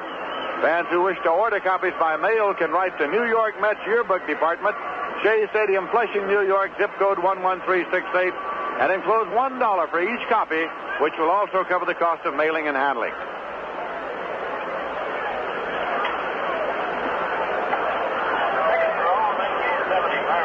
We'll be going to the bottom of the 7th inning here now. The Pirates will have Gene Alley up there to lead off, facing Tom Seaver. who started and has been all the way for the New York Mets. A 3-3 tie in the 7th inning. The Pirate fans are up and stretching. Gene Alley struck out and lined out to second base. Now the pitch is outside for a ball.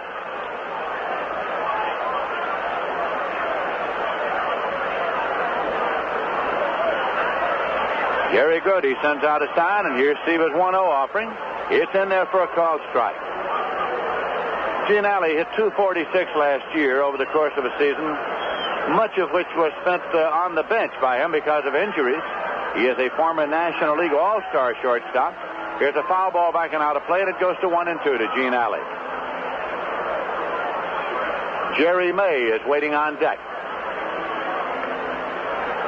Pittsburgh Pirates, one of the hardest hitting teams in baseball, and the New York Mets, the defending world champions, are tied 3-3.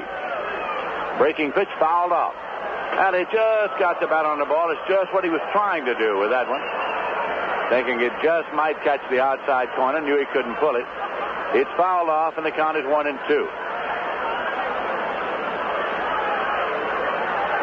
Again, Seaver offers up a pitch. Takes a lot off of that one, and the change is hit in the air to center, and Agee can't get it. It's a base hit. One hopped and played back. So Alley gets a base hit off the change. It's a leadoff single for the Pirates here in the bottom of the 7th. They have the tie-breaking run on board with nobody out, and Jerry May coming up. Let's see how manager Danny Murtaugh plays it. Now, May, his catcher, is a long ball hitter. He hit .232 last year. He's the number 7 man in the order. He's followed by Mazeroski. Art Shamsky comes over now to hold against the runner at first base for the Mets. Seaver up and set. Here's the pitch to May. He squares. Bunts foul. It's out of play. Right down at his feet. So the sacrifice was on. Now, does Murtaugh leave it on the second pitch? Does he switch off and go to the hit and run? Frank Osiak is relaying the sign now to Jerry May. Joe Foy is guarding the line at third, ready to charge. Shamsky is holding against the runner at first. Jerry Grody alert behind the plate, ready to get out there on the possible bunt. The count is strike 1 to Jerry May.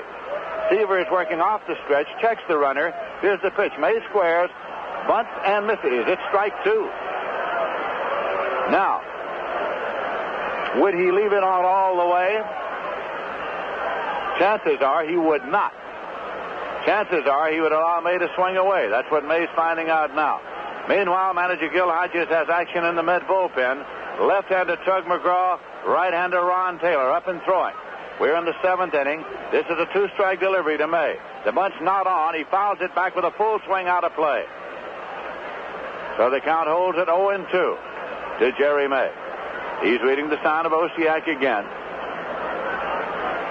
Chances are he'll be free to swing away from here on out with an 0-2 count.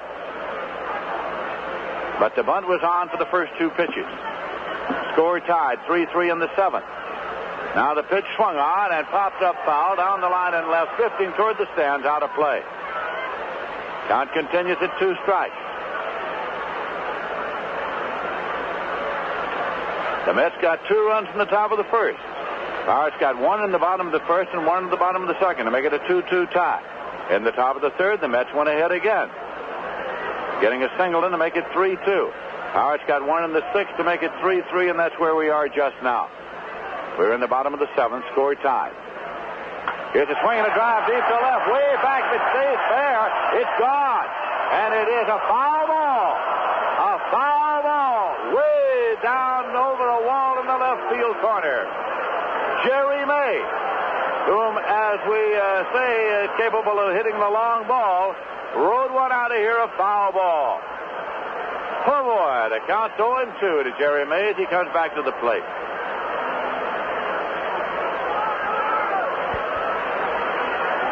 Picks up the bat, handful of dirt. He's fouled off 3 straight 0-2 pitches. Seaver hasn't wasted any on him. He's had him in the strike zone. The runner at first is Gene Alley. Shamsky holds against him. And here's the pitch. That's in for a called strike 3. Seaver caught him looking. 5 strikeouts for Seaver. Blass has struck out 7. Bill Mazeroski's coming up. The field captain of the Pittsburgh Pirates has popped to third and grounded out to the pitcher unassisted. That was on a little squibbler down the first base line in the 5th inning. Maz is followed in the batting order by pitcher Steve Blass.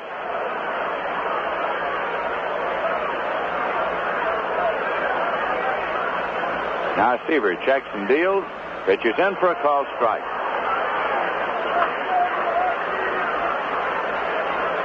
Mazeroski looks down to Frank Osiak, the coach at third. See if there's any possibility of a hit and run. Twiggy Hardenstein continues to throw in the bullpen for the Pirates in case they want to go to a pinch hitter for Blass. Here's a swing and a high pop fly to the right side. Garrett's back. Swoboda's coming in. Who's going to call? Swoboda calls. Loses the cap but makes the catch. Holding it first now is Alley. And Blass is going to bat for himself. Blass is a pretty good hitting pitcher. What that means is that he takes a good cut and is not an automatic out, as many pitchers are. Blass has struck out and grounded out pitcher to first so far today. Sun breaks through the overcast, as it has done on several occasions this afternoon. 2 men out, runner at first. Bottom half of the 7th, score tied. Seaver off the stretch. Sidearmed and belted into center. It's a base hit. Agee over, up with it. Holding at second is Alley. The throw comes in. Runners at first and second. We pause for station identification. This is the New York Mets Baseball Network. This is your New York Mets baseball station in Saratoga Springs, New York. WKAJ-FM 102.3 on your dial. At Forbes Field in Pittsburgh, where the Pirates have runners at first and second with 2 men out, and Matty Alou coming up. Met catcher Jerry Goody's gone out for a word with Tom Seaver. The score is tied 3-3. The sun is shining brightly at this moment. Matty Alou has doubled and tripled and grounded out in 3 times at the plate today. Seaver's work is cut out for him. That is the tie-breaking run at second base. Now Seaver sets up. The pitch to the left-hand batter. Swung on and foul back. It's strike 1. Matty Alou is one of the toughest men in the National League to strike out. He gets the bat on the ball somehow, some way. Pirate runners lead at first and second. Blass wearing the jacket on the base path. Seaver off the stretch. Pitch outside. Fastball. It's 1-1. Alou struck out only 35 times last year and 698 times at bat. That's getting the bat on the ball. Here's a curveball, and it's taken by Seaver. A line drive that Seaver went up and snared at the mound for the out. It was a punch line drive. Seaver had it in the webbing of his glove with a lot of white showing. But the side is retired. No runs, 2 hits, no errors, and 2 left. Into 7 innings, the score is the Mets 3 and the Pirates 3. The New York Mets are coming up now in the 8th inning, and manager Gil Hodges has sent Mike Jorgensen down to the bullpen to loosen up. Jorgensen's loosening up now. If the Mets get a run, Jorgensen will come in to play first base. So, anticipating the possibility of getting a run here in the 8th, Gil Hodges has sent Jorgensen down to warm up. It'll be Cleon, Jones, Art Shamsky, and Ron Swoboda up for the Mets in the 8th inning. Jones has doubled a drive and a run, walked and struck out. Here's a swing and a base hit. No, it's cut off by Mazeroski, and he makes the play at first in time. Listen to the roar of appreciation from the fans here at Forbes Field. Cleon Jones lined that ball to right, and Mazeroski went back on the outfield grass, gloved it, and threw on in time to retire the runner. Well, Mazeroski's been doing that for these many years here at Forbes Field. And he just robbed Cleon Jones, the first man up for the Mets in the 8th inning. That brings up Art Shamsky. Shamsky's 2 for 3 today. He singled a drive and a run, fly to center, and double. 1 man out, nobody on base. The score tied 3-3 in the 8th inning. Steve Blass has been in all the way. He's gotten stronger as he's gone. There's a fly ball to center, and Alou moves up. He's there waiting for that when Matty Alou takes the fly ball. So, 2 pitches and 2 away here in the 8th, and Ron Swoboda's coming up. Grounded out, doubled, and was called out on strike. In the National League, at the end of 7 innings of play at Connie Mack Stadium in Philadelphia, it's the Phils 2 and the Chicago Cubs nothing. Ferguson Jenkins against Chris Short. That's the only other action going in the National League just now. In the American League, the Boston Red Sox lead the Yankees 1-0 in the middle of the 2nd. Gary Peters against Mel Stottlemyre. Pitch is low and away to Swoboda now for ball 1. 2 men out, nobody on. Here's a swing and a ground ball to Mazeroski at second. He has it. Plays to first. The Mets are out in the 8th. It's no runs, no hits, no errors, and none left. In the middle of the 8th inning, the score is the Mets 3 and the Pirates 3.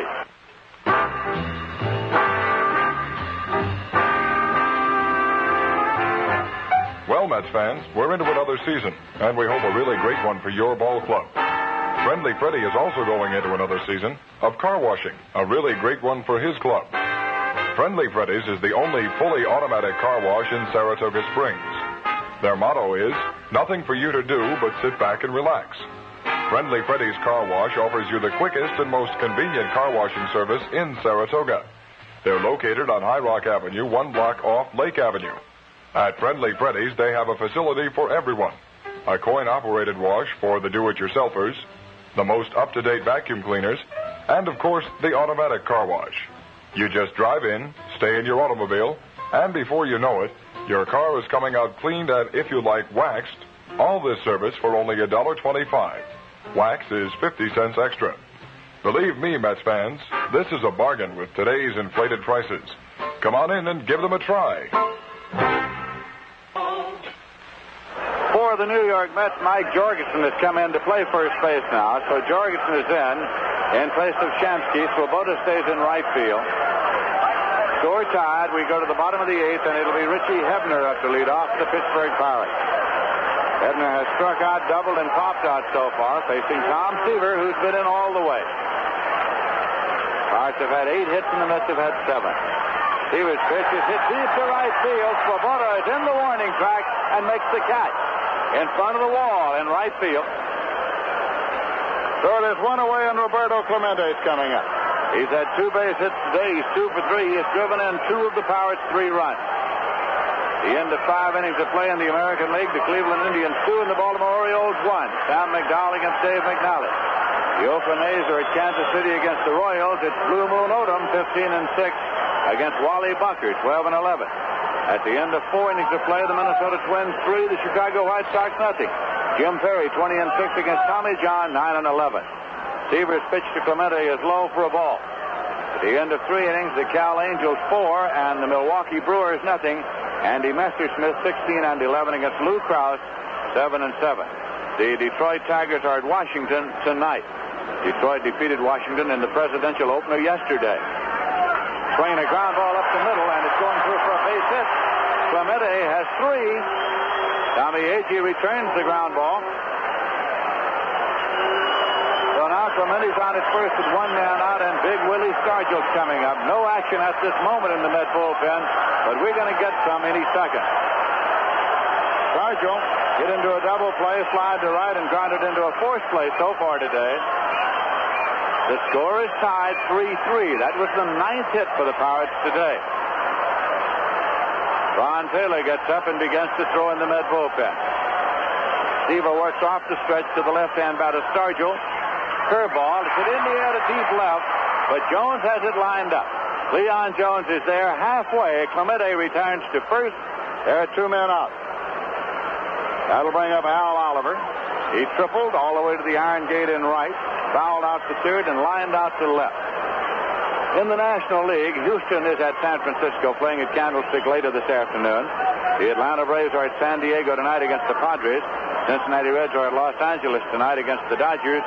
Cincinnati in the preseason opener defeated Montreal yesterday. The St. Louis Cardinals have not yet opened. They will open tomorrow in Montreal against the Expos. Right here, the score is tied 3-3, and Al Oliver is up.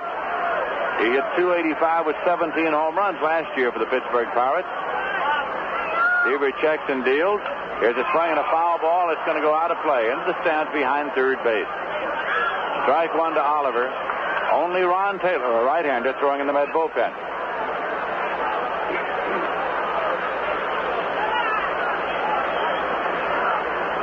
Jorgensen holding against the runner at first base.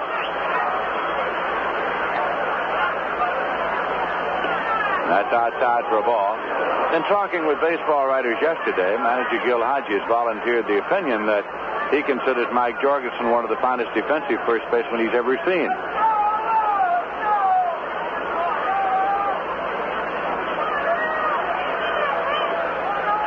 Pitch to Oliver.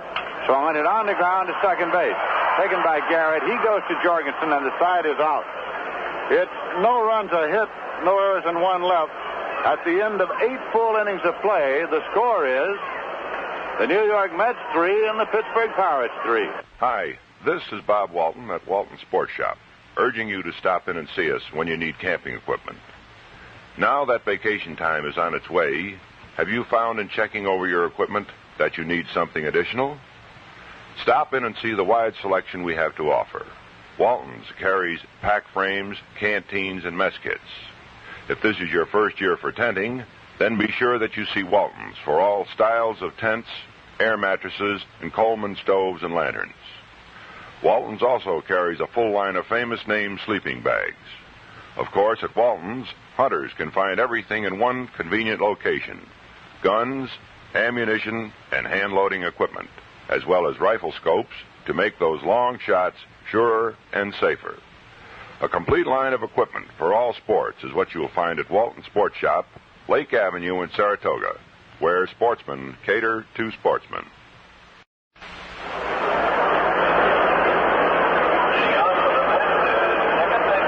The New York Mets are up in the 9th inning, and it's the number 7 man in the batting order, Wayne Garrett, to lead off. He has struck out, flied to right, and was intentionally walked. Officially 0 for 2. With the pitcher scheduled about third in the inning, Ron Taylor continues to throw in the Met bullpen. Blass with a pitch is hit on the ground to first base, taken at the bag by Oliver for the out. A scribbling ground ball just to the bag in fair territory. Oliver simply had to put his foot on the bag when he got it. We all want America the Beautiful. Let's not have it another way. The people at Rheingold ask you to keep America beautiful.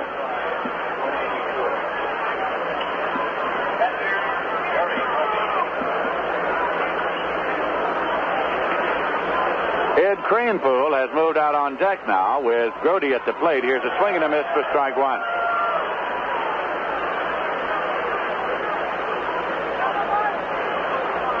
Jerry Grody has gone 0 for 3 today. Ron Taylor still throwing in the bullpen. It's high and away for a ball. So Kranepool is out there to bat for Seaver. For Seaver to be credited with a victory, the Mets would have to take the lead in this inning if Kranepool bats for him.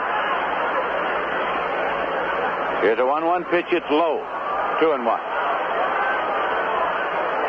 Joe Gibbon is throwing now, the left-hander, down the bullpen for the Pittsburgh Pirates. Joe Gibbon.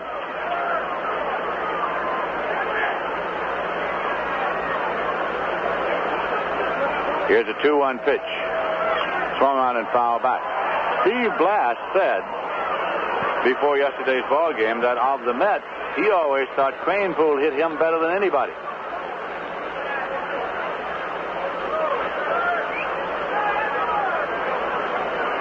We're in the 9th and the score is tied, 3-3. The count to Grody is 2-2. Blass with the pitch, swung on and missed. Strikeout number 8 for the Pirate right-hander. So there are 2 Mets out, nobody on. Kranepool is up to bat for Tom Seaver.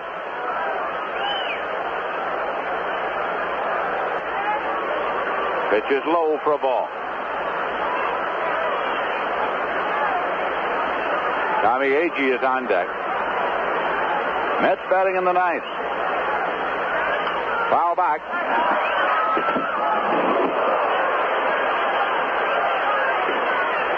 That's one way to get out of the way of it, Ralph. I'll say, Lindsay, that really broke that glass right over here. It hit that glass just to your right. It does that. I was aware of that. 1-1 the count to Cranepool.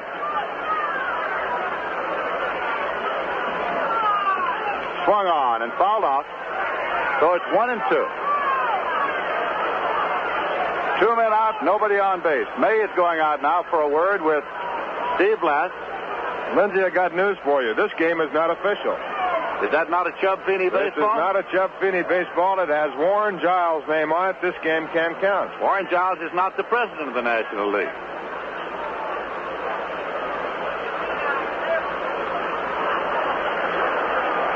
Cranepool now measures his stance. Here's the 1-2 pitch. Swung out and missed. Strikeout number 9 for Blass. The Mets are out in the 9th inning as Cranepool goes down swinging. It's no runs, no hits, no errors, and none left. In the middle of the 9th inning, the score is still tied. The Mets 3 and the Pirates 3. Globe Supply, downtown Saratoga, is the place to go for Raleigh and roll-fast bicycles. You'll find a large selection to choose from, and they come in all speeds. Every new bicycle purchased at Globe Supply comes fully assembled and carries a 90-day service and maintenance guarantee. You can also have your bike repaired by experienced mechanics at Globe.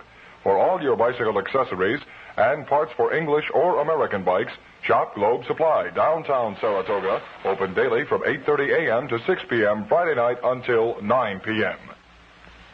John Hancock introduces Rich Man coverage for the not yet rich.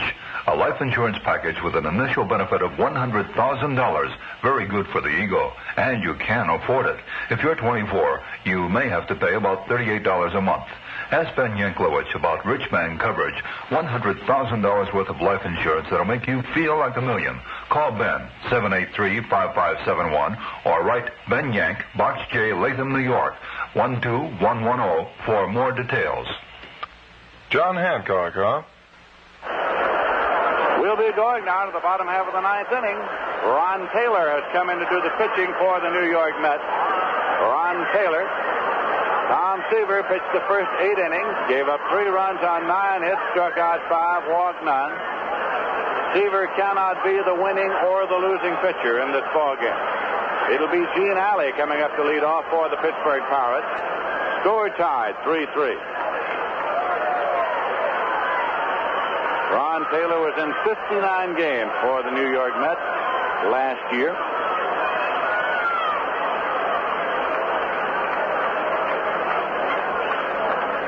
Here's a swing and a miss for strike 1. Taylor had an appearance in the championship series and was in the World Series as well in 2 games. He had 2 appearances in the championship series and 2 in the World Series. Sidearm pitch is hit on the ground to short. Harrelson up and over to Jorgensen in time, and Alley is out. Now Jerry May. He had a sacrifice fly to right in the second as Swoboda turned in a circus catch of the ball. He fired to center in the 5th and was called out on strikes in the 7th after having fouled the ball down the left field corner, barely foul out of the park. Hit on the ground, back to the mound, taken by Taylor, over to Jorgensen, and Jerry May is out. So there are 2 men out, and Bill Mazeroski's coming up now. Popped to third, grounded out to Seaver unassisted, and flied to right. Plus, the Pirate fans have never forgotten that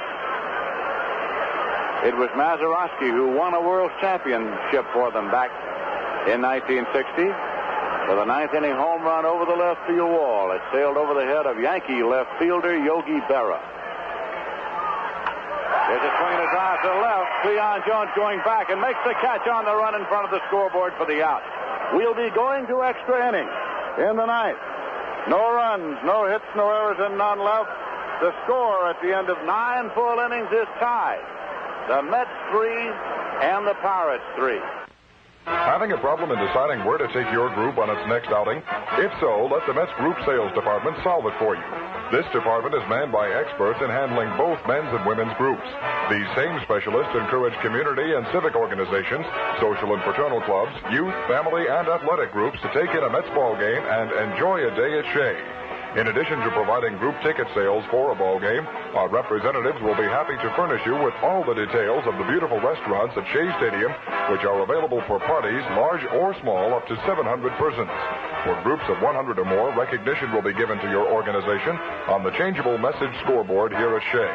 You can easily obtain additional information simply by writing to Group Sales Manager, Shea Stadium, Flushing, New York, 11368. Or, if you like, telephone 212-672-3000. The representative handling your area will be more than happy to personally speak before your men's or women's group, large or small, and explain all the details. Call or write today and enjoy a day at Shea.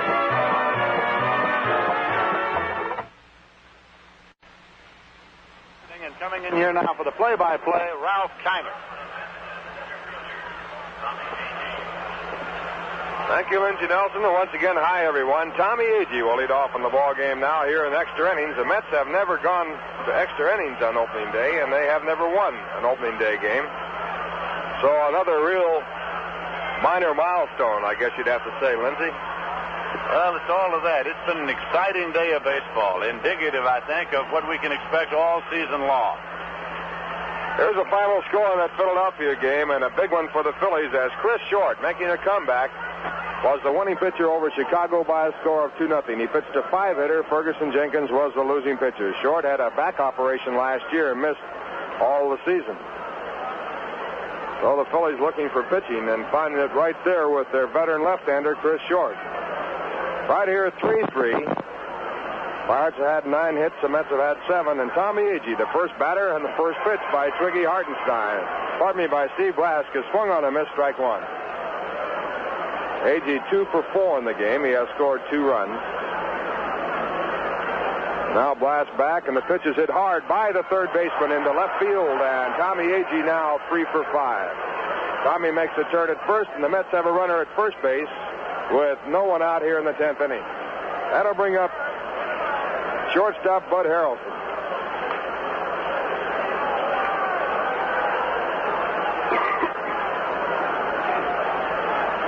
Bud has a base hit and 4 times up. He dropped a single into right field his last time up.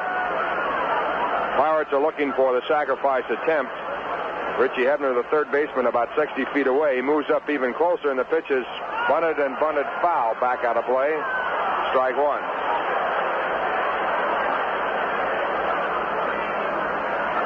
Joe Gibbon and now Twiggy Hartenstein again throwing in the bullpen for the Pirates. Steve Blass going here in the 10th inning. He has outlasted Tom Seaver. Steve won 16, lost 10 last year, and the right-hander now sets. Again, the third baseman in close, expecting a bunt. Here comes the first baseman. The ball is a pitch out, and it's ball 1. On the play, evidently, the first baseman, Al Oliver, missed the sign for the pitch out and was charging in. He was nowhere near the bag, and there was no attempt at all for play at first. No one there. Tommy Agee, the runner at first base. 1 ball, 1 strike count. Now Blass with a throw to first base, but Agee back easily. It was a calling card throw, nothing on it. Blass sets up again. And the pitch. It is way inside. Harrelson has to spin around and go to the ground to get out of the way. 2 balls and 1 strike. That ball couldn't have missed him very far, and of course the Mets would have hoped that it had hit him.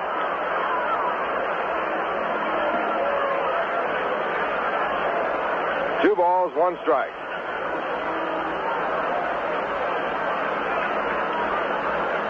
Now Blask again sets up.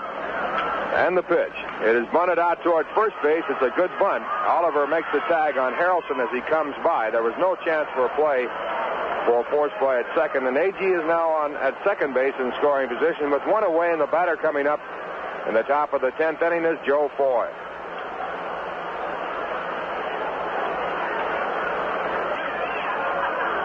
Now the sun shining brightly in Pittsburgh. This has been, as Lindsey said, an extremely exciting ball game. Here's the pitch. And a curveball breaks over, called strike. Joe Foy punching on it. Strike 1 count. Last has pitched a very strong ball game. He has struck out 9 while giving up 8 base hits. He has walked 2, 1 intentionally. Now the next pitch, it is swung on and missed. And again the curve, strike 2. Mets have Cleon Jones on deck. And they have the go-ahead run at second base, Tommy Agee there, with one out in the top of the 10th.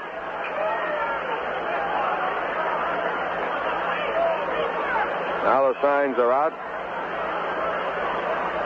And a play on at second base, Agee back easily.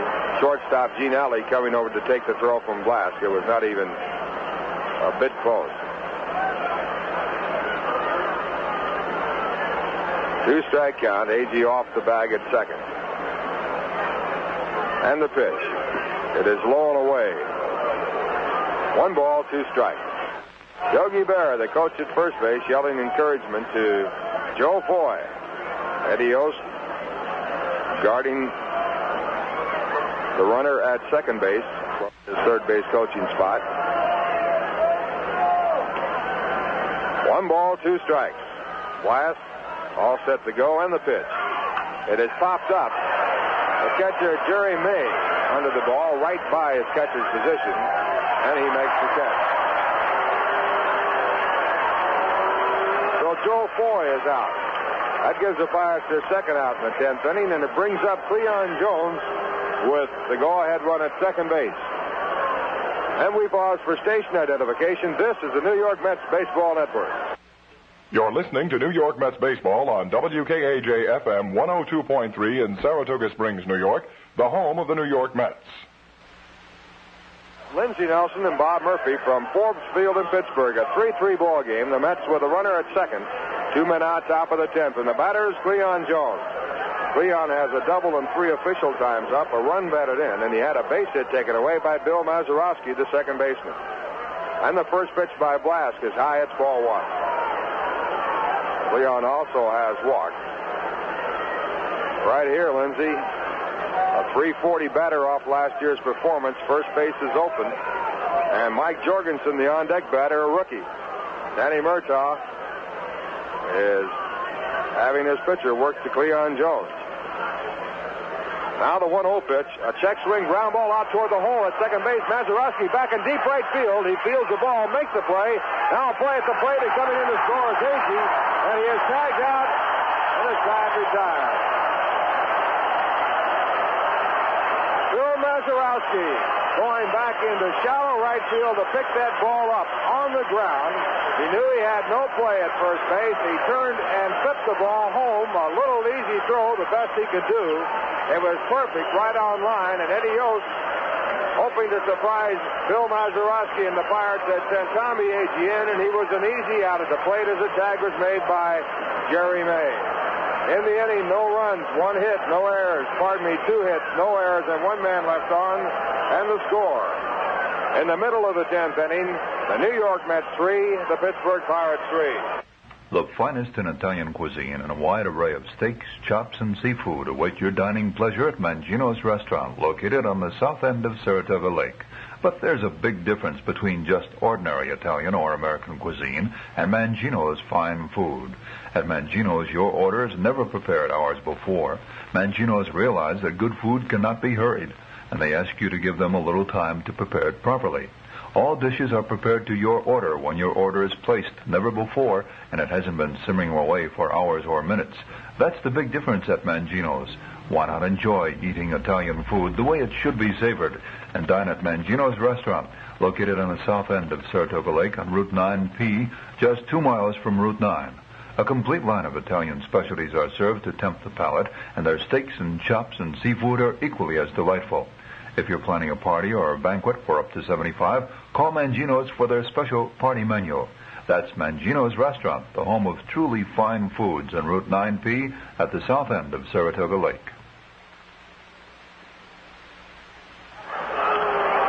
We're going now to the bottom of the 10th inning. The Pirates coming up. The score tied 3-3, and a pinch hitter for Steve Blass is going to be Bob Robertson. Bob last year started the season with the Pirates, batted .208, and was sent down to the minor leagues where he batted .261, but with 34 home runs. Robertson, a power hitter, utility ball player, first baseman, third baseman, outfielder, and a power hitter batting for Steve Blass. So both starting pitchers, Tom Seaver and Steve Blass, are out of the ball game, and the game will be in the hands of Ron Taylor, and later on, if it goes into the 11th, a relief pitcher of the Pirates. And the first pitch to Robertson. Swung on and missed, strike one. Robertson had a tremendous spring training. He batted .441 in the spring with 3 home runs and 14 runs batted in.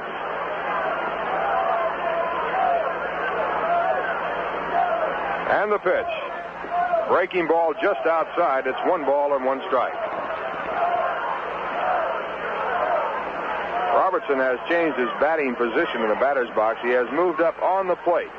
He used to be so far away that as a pull hitter, he had no chance to reach the outside pitch. But now he is right on top of the plate. 1-1 pitch, a fastball at the knees, and it's in for a called strike. 1-2. Ron Taylor, veteran relief pitcher, on the mound for the Mets in place of Tom Seaver. Ron came in the ball game in the 9th. Retired the Pirates 1-2-3. Now the 1-2 pitch. It is hit high in the air in foul territory, out of play. The Cal Angels have added 4 runs. They now lead Milwaukee 8-0. That game being played in Milwaukee after 3.5 innings. Minnesota out in front of Chicago by a score of 6-0 after 6. 1 ball, 2 strikes. Taylor again back. And the pitch is just low. It's 2-2. Boston 2, the Yankees nothing after 3. Cleveland 2, Baltimore 1 after 6. The end of 1.5, Oakland 1, Kansas City 1. 2 balls, 2 strikes. Tie game 3-3, bottom of the 10th, no one out. And the pitch to Robertson is hit high in the air to center field. Towering high fly ball. Tommy Agee pounding the glove is under it, and he makes the catch. 1 away in the bottom half of the 10th, and that brings up Matty Alou. Alou has doubled and tripled in 4 times up. He has scored 2 runs, and he's batting for the first time against Ron Taylor.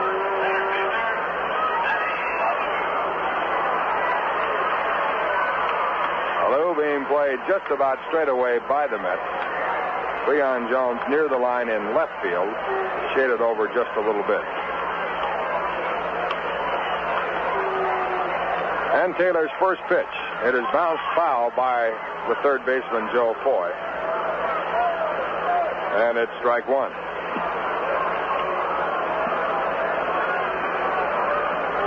Frank Osiak, the third base coach for the Pittsburgh Pirates.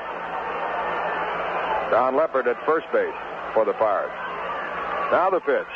Grounded right back to Ron Taylor. He takes a 1-hopper, throws to first base, 2 men away. Now with 2 men out in the bottom of the 10th inning, the batter will be the third baseman, Richie Hebner. Richie has a double and 4 official times up in the game.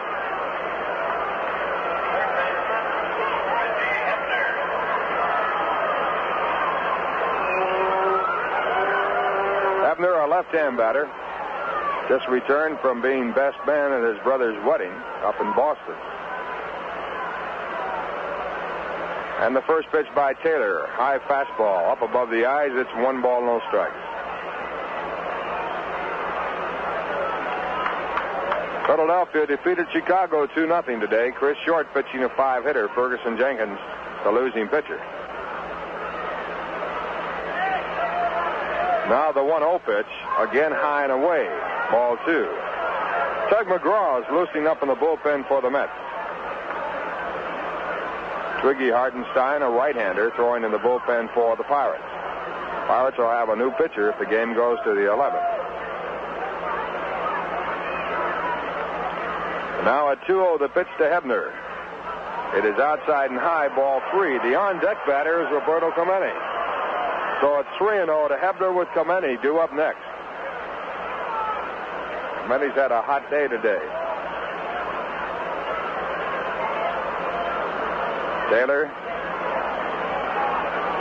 now on top the pitching rubber, checking out the sign. Here's the windup and the 3-0 delivery. It is swung on but grounded foul. Strike 1. Hebner turned loose with 2 men away in the bottom of the 10th inning.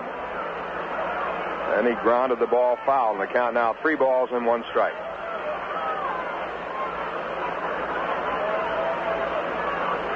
Mets opening up their first game of the 70 season with an extra inning ball game. Now swinging a foul back into the stands, and the count fills out to 3-2. Starting pitchers Houston at San Francisco. Larry Dierker, a 20-game winner last year, against Gaylord Perry, a 19-game winner last year.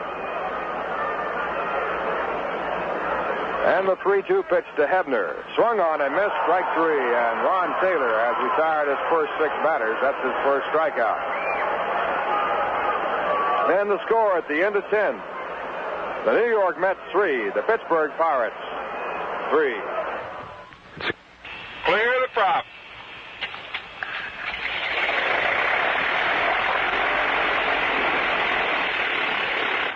Saratoga Unicom, Cessna 51245. Have you ever wanted to learn to fly? That could be you this summer taking a friend for a local scenic flight. The Richmore Aviation Flight School at the Saratoga County Airport has 2 full-time flight instructors to give you professional flight training. Richmore Aviation offers flight courses for the private pilot, commercial pilots, instrument rating, and flight instructor. Courses include dual and solo flight time, ground school, FAA and FCC books and supplies. The Richmore Aviation Flight School is an FAA-approved flight school and is located at the Saratoga County Airport, 3 miles west of the Performing Arts Center on Geyser Crest Road. In Saratoga and the Tri-Cities, phone 885-5354. Or in Glens Falls, phone 792-9949.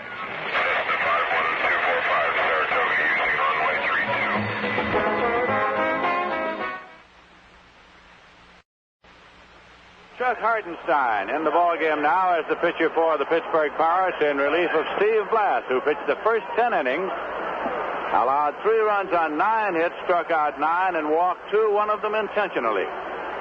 Twiggy Hartenstein, a right-hander, at one time with the Chicago Cubs. Last year with the Pirates, he was in 56 games. He had a record of 5 wins and 4 losses and an earned run average of 3.94. He is a native Texan, and he weighs 150 pounds. Twiggy Hartenstein in relief of Steve Blass. Mike Jorgensen will be leading off for the Mets. The sun is shining brightly here in the late afternoon at Forbes Field in Pittsburgh. It's burned off the overcast entirely. Blue sky overhead with a few fleecy white clouds up there. Jorgensen's up for his first time.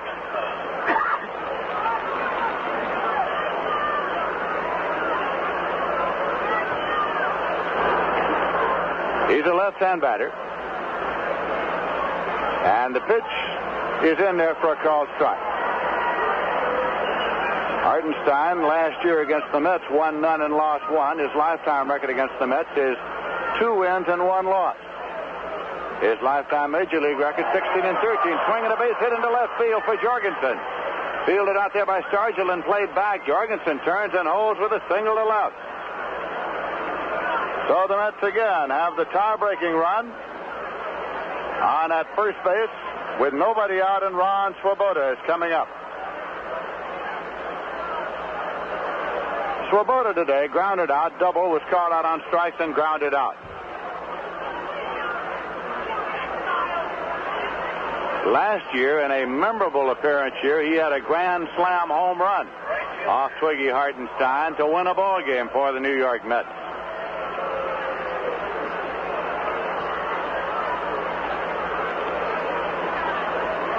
Pirates have to protect against the possible sacrifice. He squares and takes the pitch in for a called strike. Swoboda was around a bunt. He's looking down to sign man Eddie Yost at third to see if it's still on. Wayne Garrett is on deck.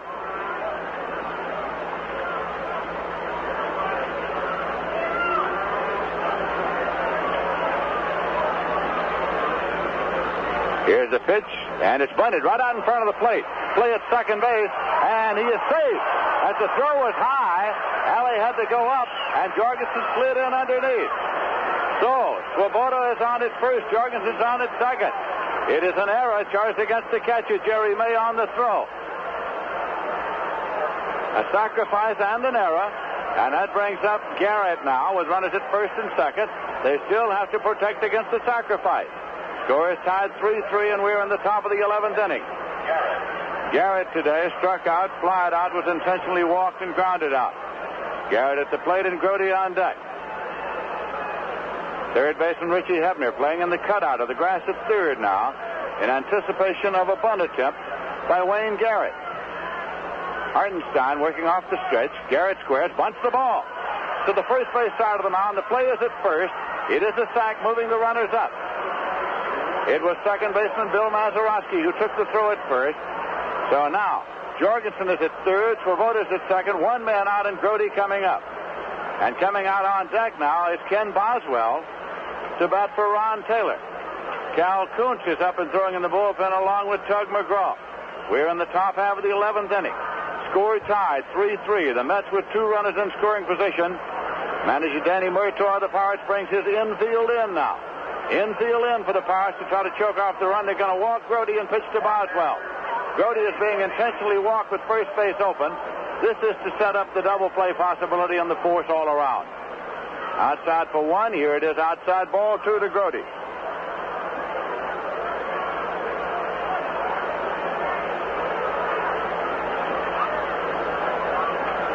Outside, ball 3.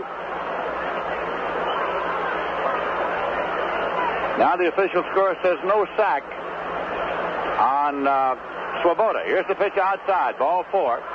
So the bases are loaded on the intentional walk. Boswell will bat for Taylor. Boswell was not in the starting lineup today because of the fact that he had been away on military reserve duty in Texas. Gene Garber is up and throwing in the bullpen now for the Pittsburgh Pirates, along with Joe Gibbon, the left-hander. It's Gene Garber and Joe Gibbon, and here comes Danny Murtaugh. He might want to make a switch to Joe Gibbon right here, a left-hand pitcher to work to Boswell. Boswell hangs in pretty well with left-hand pitching. Now, Gil Hodges doesn't have to leave him up there. Gil can switch off if he'd like to, as far as rules of the game are concerned.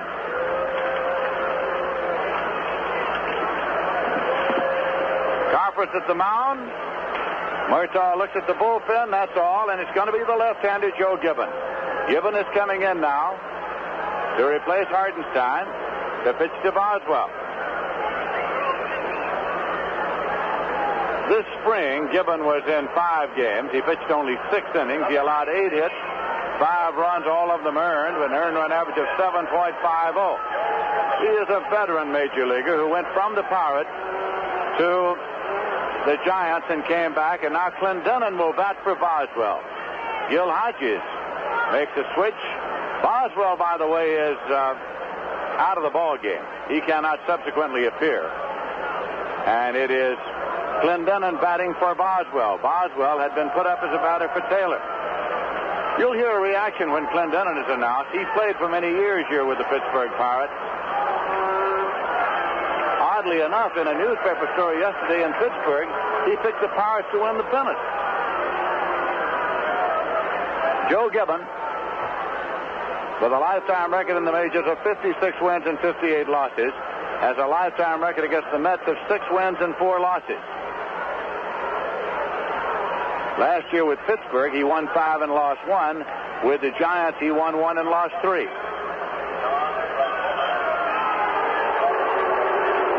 That's the announcement of Clendenon. Lindsey Dunn says he gets booed in 4 cities. Montreal, where he played. Pittsburgh, where he played. Atlanta, where he played. Where he lived. Houston, where he did not play. Houston, where he did not play. You're right. You recall that was all a part of a deal when Dom refused to report to Houston and was going to retire. Finally was okay to play at Montreal, and then later on the trading date came to the New York Mets. Gibbon is taking a sign from Jerry May. Left-hand pitcher working to a right-hand batter, and it's on the way.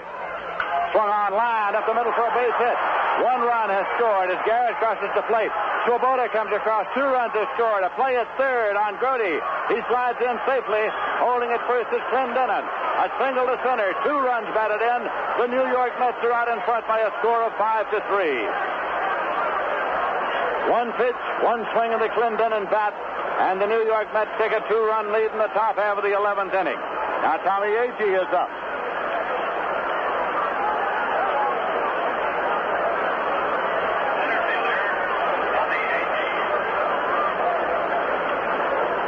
Agee is there.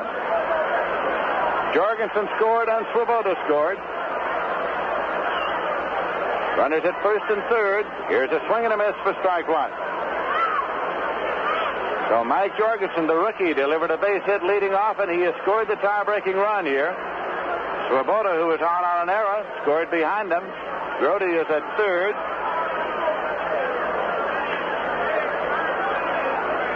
Gibbons sets up. Pitches low, and it's blocked. Rolls up the third base line, no advance. It hit in front of the plate and bounded off the chest protector of Jerry May, who kept it in front of him. It rolled up the third base line. No chance for Met runners to advance.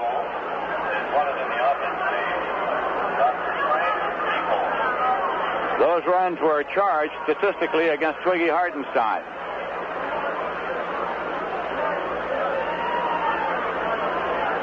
Mets 5, the Pirates 3. Gibbons pitches low. Jerry Grody's the runner at third. Don Clendonen's the runner at first. Bud Harrelson's on deck now for the New York Mets. There's a clean base hit up the middle off the bat of Don Clendenon.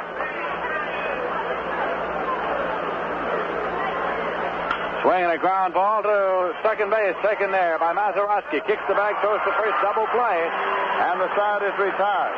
A 4-3 double play on a ground ball near the bag at second. As the New York Mets picked up 2 runs on 2 hits, there was 1 error and there was 1 man left. And so in the middle of the 11th inning, the score is the Mets 5 and the Pirates 3. Just 2 miles off Lake Avenue on the old Schuylerville Road, you'll find a small but growing business with big plans. Sprade's Gardens.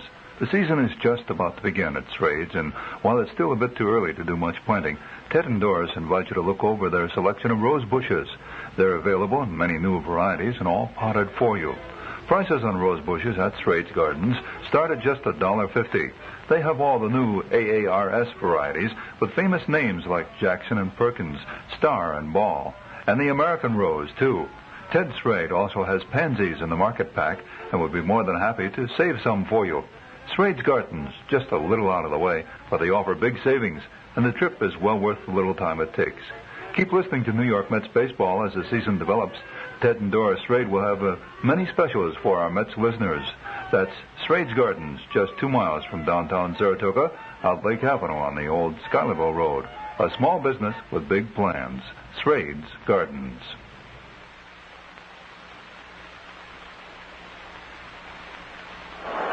Tug McGraw has come on to do the Met pitching now. Tug McGraw will be pitching for the Mets, facing the Pirates in the bottom of the 11th.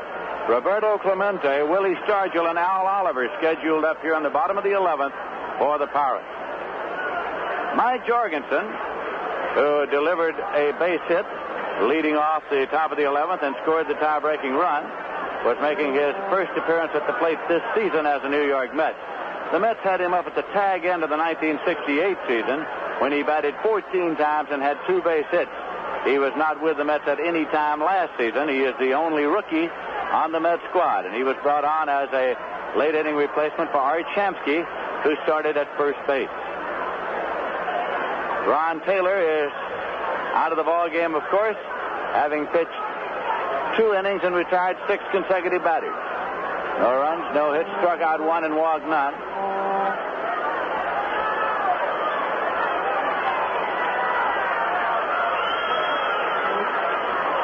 Augie Donatelli is asking the public address announcer to make an announcement asking fans to refrain from throwing debris onto the field out in right field. And here it is.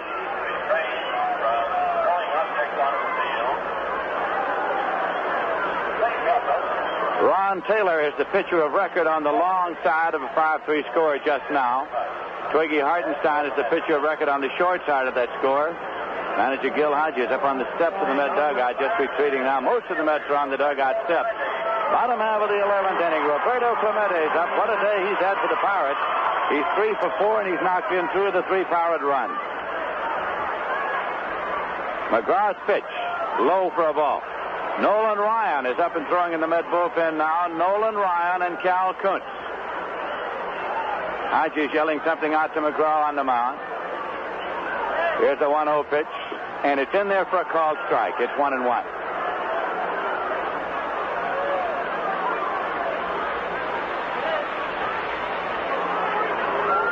Big Willie Stargell on deck.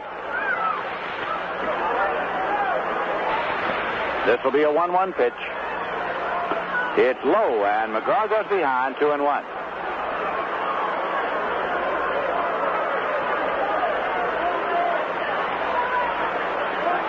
Very good. He sends out the sign. Here's a 2-1 delivery. A little low now. McGraw's gone behind, 3-1. To Clemente, who looks down to signman Frank Osiak at third. See if he's taking or if he's turned loose. Pirates trail by 2 in the 11th. Swing and a foul ball. He was turned loose, fouls it off. The count runs to 3-2.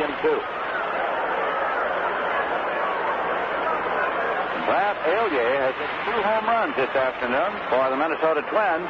He just came over to them from Ted Williams, Washington Senators, each with 2 men on. Brad Elia, A-L-Y-E-A. Pitch is high, and it's a walk, a leadoff walk to Clemente in the 11th inning. So don't go away, it's not over yet. Willie Stargell coming up as the tying run at the plate. That is the first walk issued by Met pitching today. The first walk issued by Met pitching today comes in the 11th inning.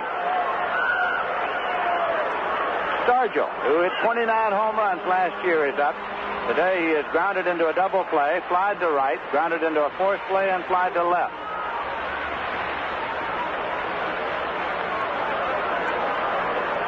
Play is held up once again now as debris continues to be thrown onto the playing field out and right all around Ron Swoboda.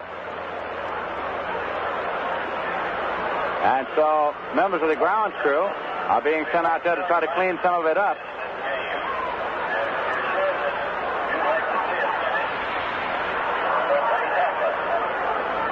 There are 5 members of the grounds crew going out and right now to try to clean up some of the debris that has been thrown out of the right field stand. Don't around Ron Swoboda.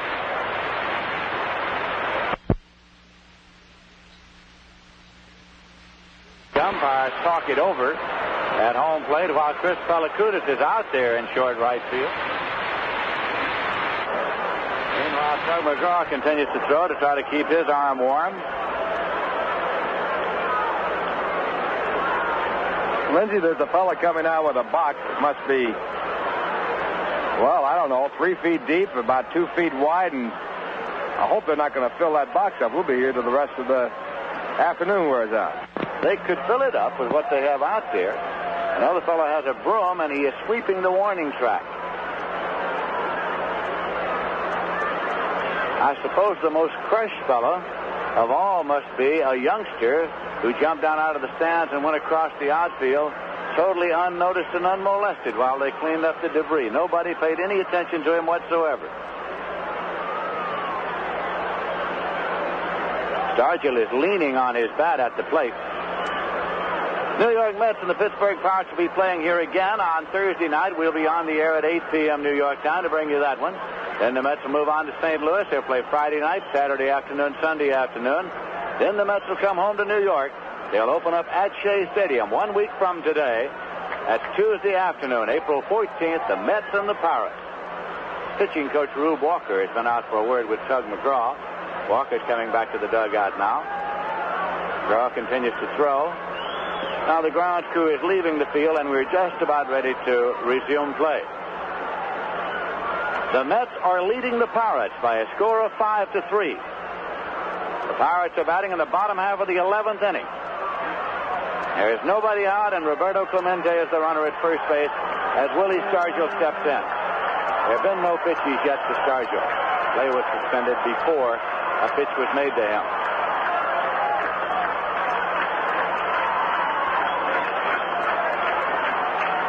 McGraw checks the runner. Here's the pitch. It's in there for a call strike. The left-hand batter, Willie Stargell. Still Hodges made the change to the left-hander Tug McGraw with the full knowledge that Stargell and Oliver would be coming up, both left-hand batters. There's a swing and a high pop back of third, and Foy is there in foul territory at the moment. Makes the play in foul territory.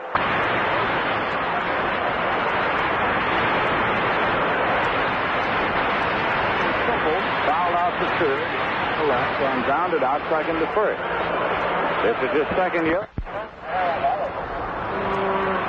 Mike Jorgensen, first baseman, playing behind the runner.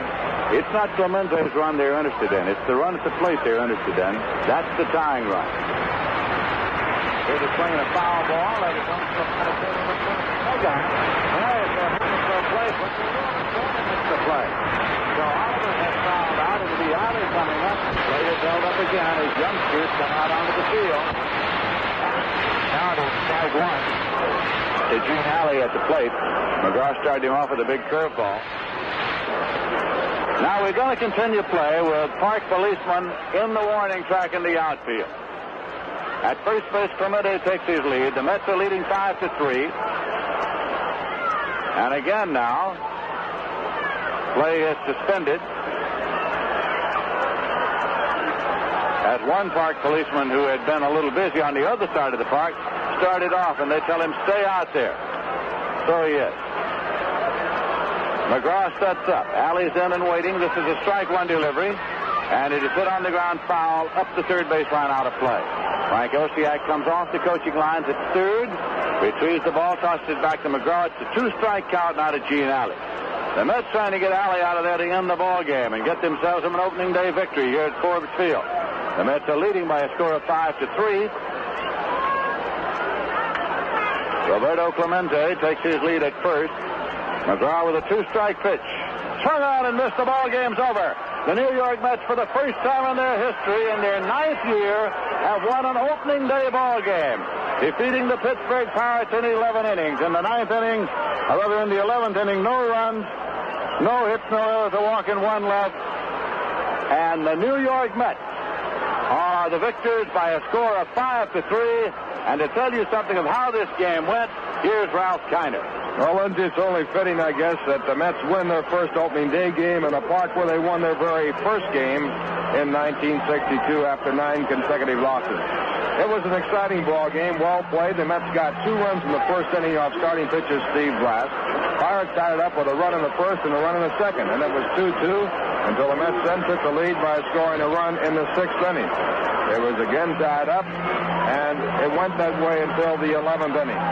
Strong pitching by Steve Blass to start the ball game. He went 10 innings, gave up 3 runs, allowed 9 hits, struck out 9, and walked 2. And the losing pitcher in the ball game was Chuck Hartenstein, who came in the ball game in the 11th inning. In that 11th inning, Mike Jorgensen, who was put in the ball game for defensive purposes, came up to bat for the first time. He singled into left field off the first pitch made by Hartenstein.